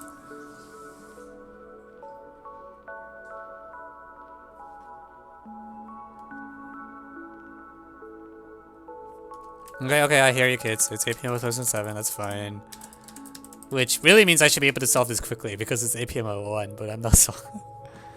So I can like double the sum of the logs and add a root 2 at best. I don't like it. That's still increasing too much. Can I look at like log of square root x? Is that a thing I can do? Or sorry, not log square root. Square root of log of x. Yeah, log might be a little overkill. I mean, we can try it. That just feels so bad. You know what? Screw it. Let's. Oh, actually, here's the problem with log. It's not even defined with once the thing is like 1. You need to like. It's okay, I guess, because you could scale it up. But I'm gonna look at square root log x because I'm a troll and I want to see if this actually does anything. So, what's the difference between, so this thing is less, because it's so, okay, by like QM or whatever, is less than or equal to log x plus log y all over 2 times 2, which is equal to 2 times the, I don't know if this is gonna work. If it works, I'm gonna just laugh. And if it doesn't work, I'm gonna, I don't know, end the stream. Log xy over 2, which is equal to, so log 2m squared. So it's like equal to 2 times, oh no, but there's still a factor of 2.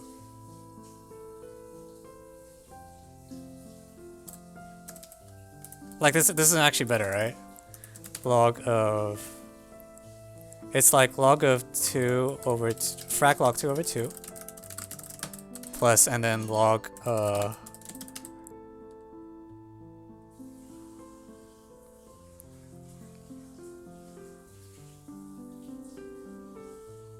did I get the direction of the inequality right? Something feels off.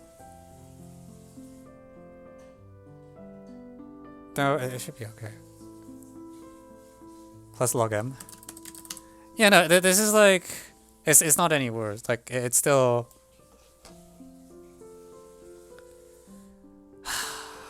Okay, do I use log?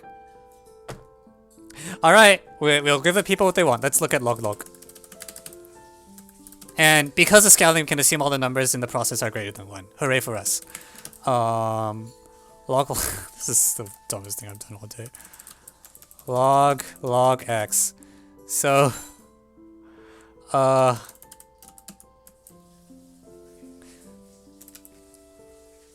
so because log is a concave function, this is at most log of log x plus log y over 2.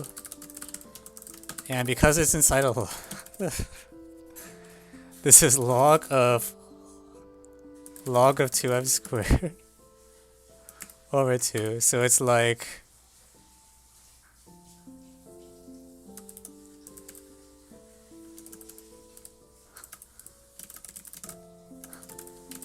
no, I'm not saying the problem is dumb. I'm saying this approach, if it works, is just kind of sad. I mean, I actually just, here's the reason I feel torn. I feel like if this works, then there should be other problems you can do using this method, and I've never done anything like a log before. I've done log before for like certain problems. I've never done log. Like this just feels like take the most concave function you can possibly take and throw it at the problem. Okay, so we agreed this is log of 2 log m plus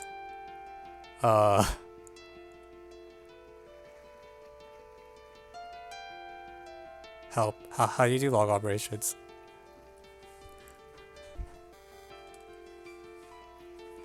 So this is just like log 2 plus... Did I miss it? Oh, yeah. Wait, actually, sorry. This is never gonna work, right? Because of this 2. Like, this approach will just never... It's never gonna work because of this 2. Even if your function is super... Yeah, log is basically constant. Yeah, sorry. So, okay, that's why it doesn't work, because there's a 2 here. Okay, I don't know what I'm doing. Let's try that again.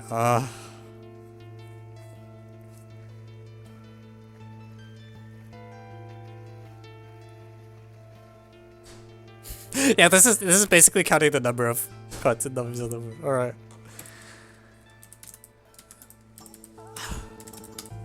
Alright, back to the drawing board.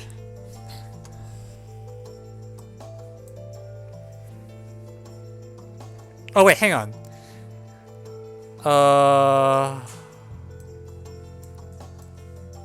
No, yeah, these numbers can still get bigger.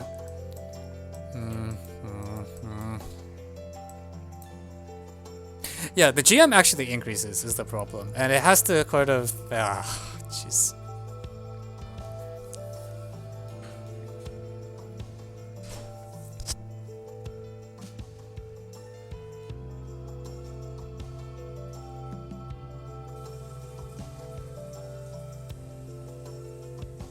Also, okay, the 2n is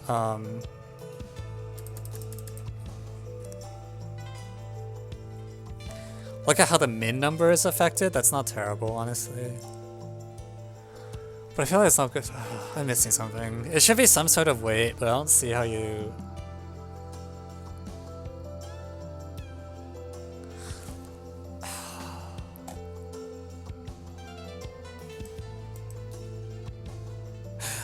That being said, there is actually no if we think this is true for all real numbers, there's no reason to not use the logs, right? Like, there's no reason I should think about a product.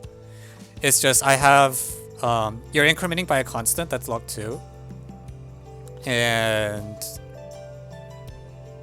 yeah, we just have positive, non-negative reals. And you can replace m with 2 numbers that sum to twice log m plus log root 2. Sorry, just log 2. There's no root 2 here. And you want to not gain too many numbers.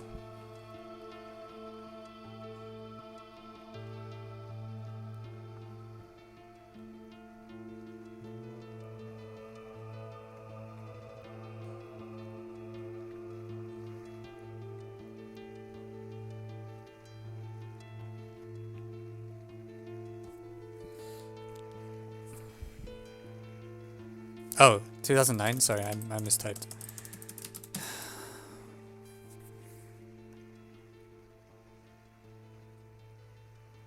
It feels like it has to be a weight. What's the weight?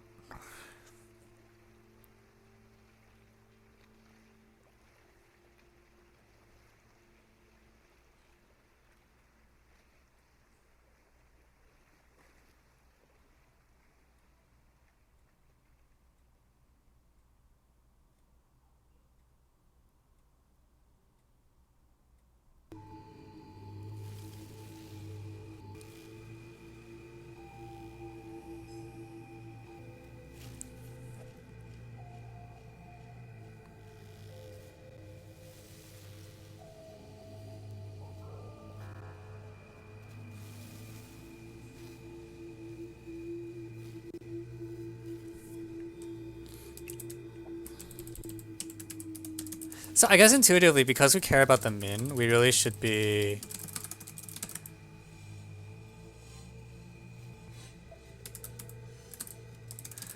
Okay, can I just construct an example? Root 2n... Root 2n... And then split both the... Okay, yeah, this is actually sharp for at least... If you can do 4 operations, you can get actually... close to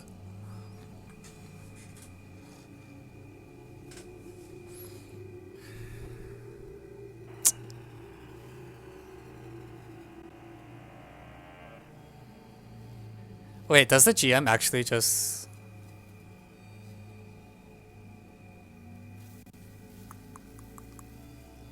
no, No, that's silly.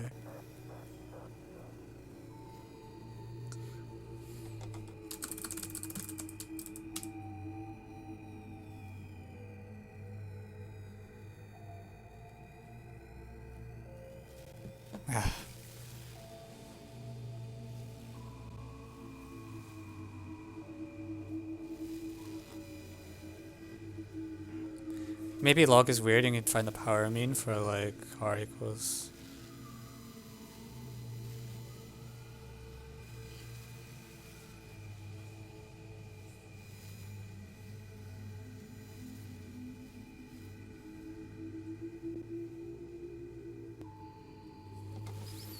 Why am I so bad at math?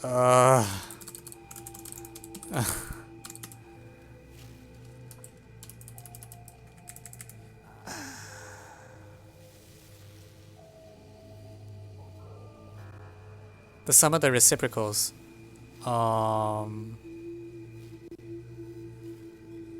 Okay.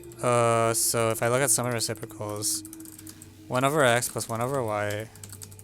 Originally we had 1 over m, and you changed to. Well, in the equality case, we think it's like 1 over root 2m plus 1 over root 2m. Actually.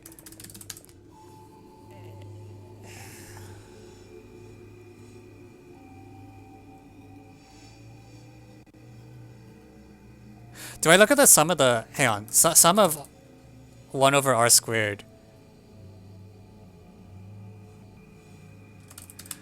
Claim.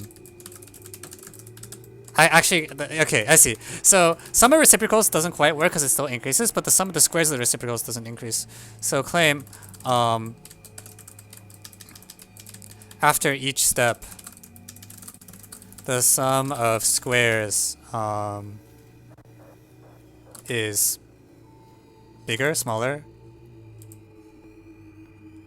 The sum of inverse squares has increased. And that's because 1 over x squared plus 1 over y squared is less than or equal to... Okay. Let me make sure this points the right way, but because it sort of has to point the right way because there's no other estimate. Like, or maybe it doesn't. Sorry, I take that back. However,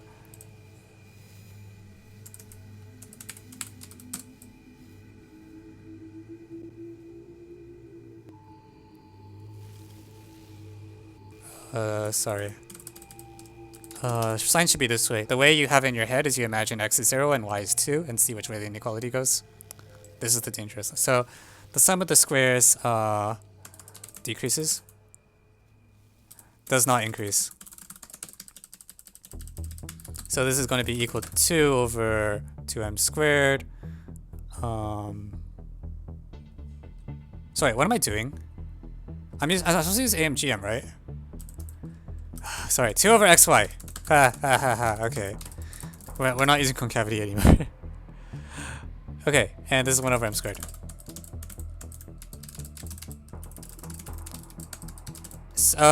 Ignore that. I'm just being bad. It's AMG. It's this way.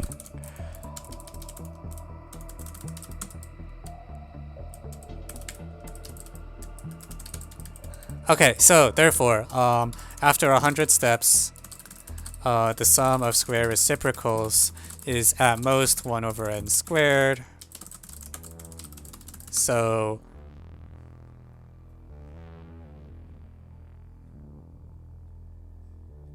if all numbers less than 2n, we die. Sorry. No. Am I flipping all the signs?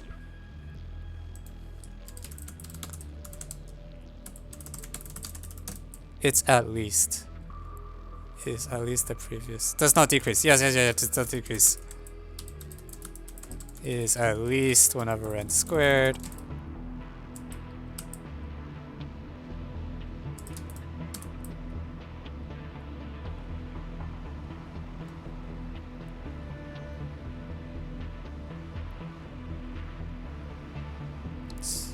At least.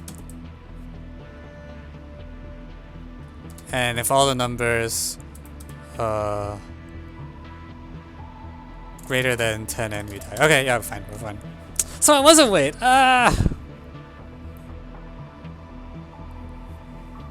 Wait, something bugs me about this. I mean, I think 10 squared equals 100 is a cheap form of motivation.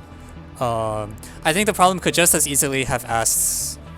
Well, maybe not with 100, but like, it's sharp for these powers of 2, right? Like, there's 200. I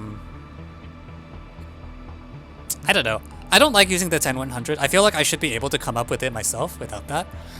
I need a function such that... I guess it's overall, what's the sentiment? Like, because we have an equality case, we were looking at sums of weights the whole time, and I was trying to just use convexity. But because there's an equality case, just cheap convexity won't be good enough. And what I need is a function f of x, such that f of x, in the equality case, f of root 2n plus f of root 2n should be equal to f of n. If I want the...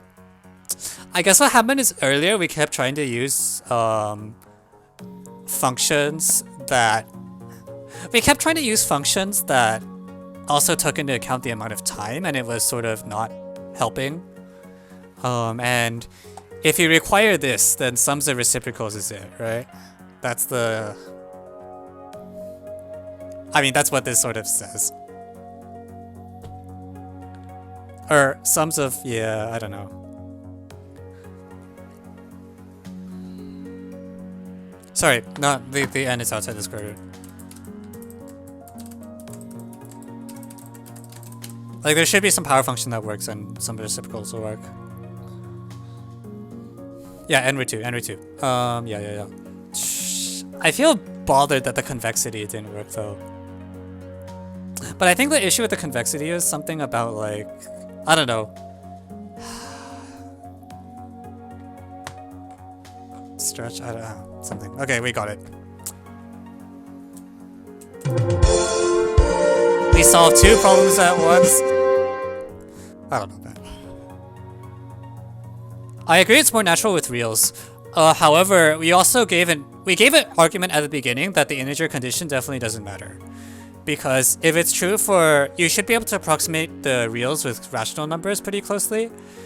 And, you can scale everything, so you can go from rationals to integers. So we knew from the beginning the integer condition was just there to as a distraction. What is Mo's? I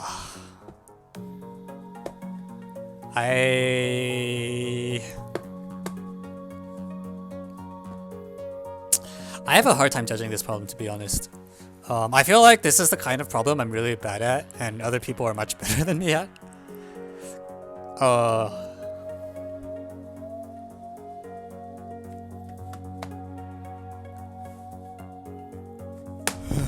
don't know. I don't know what to tell you. I feel like you could put this as a 1-4, but I'd be a little... if you really want to give me a number, I'm going to say 15, and I'm going to say that number very, very hesitantly, because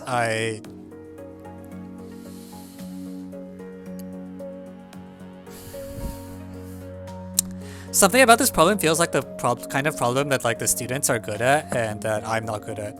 Like this feels like a problem where the kids do better than me. Because you kind of... I don't know.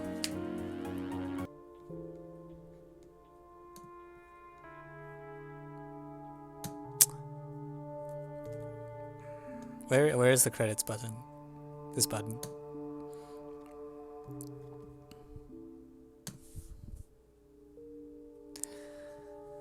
Alright. That concludes the solves for today. Thanks everyone for the support. Good luck on... Do you change Otis apps every year? No, actually I leave them mostly the same because I want people to be able to reapply without spending much additional effort. So, yeah.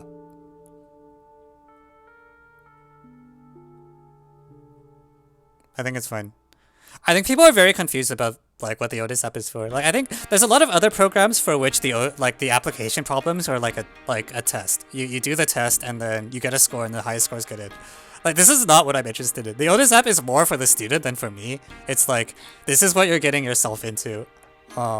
And if you can solve the problems, then you're fine. And if not, then, you know, maybe wait a year.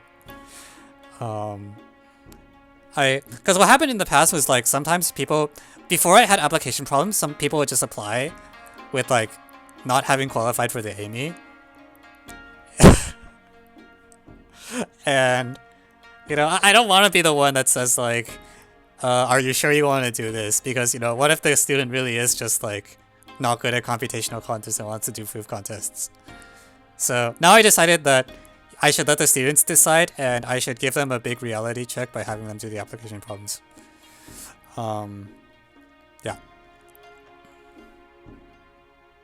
The other thing is I want to check the students' writing style, because sometimes like the students that get a lot out of Otis tend to be the ones who also have really clean write-ups. That's something I've noticed a lot. Like the people with the cleanest write-ups are also the ones that are the most productive. So it's a useful proxy for seeing like whether I think it's a useful way to like get an estimate for whether I think the program will be helpful.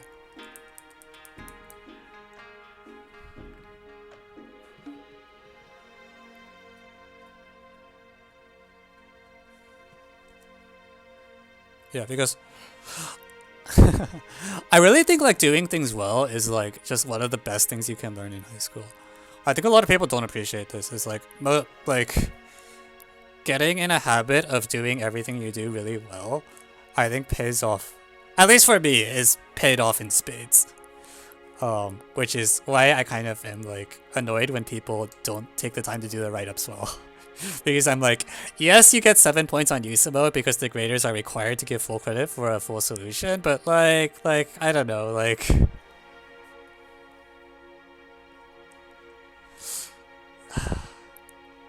it's really awkward because will there be a spring app? No, just a bit. It's just the same thing.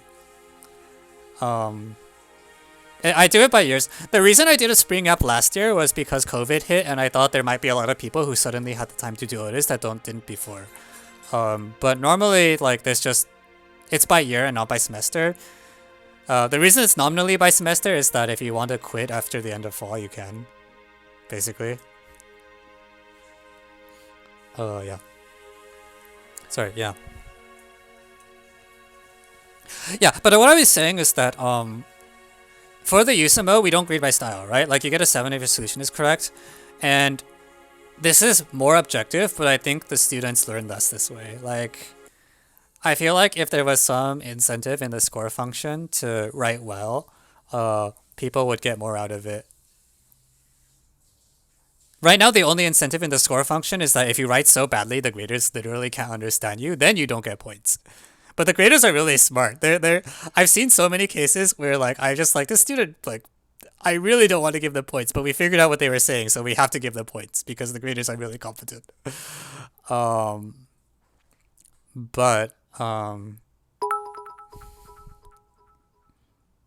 I hope MOP never removes style scores. Yeah. Yeah, but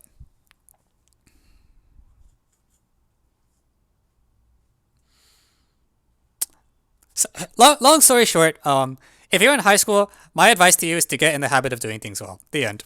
Thanks for coming to my TED Talk. We'll see you next time.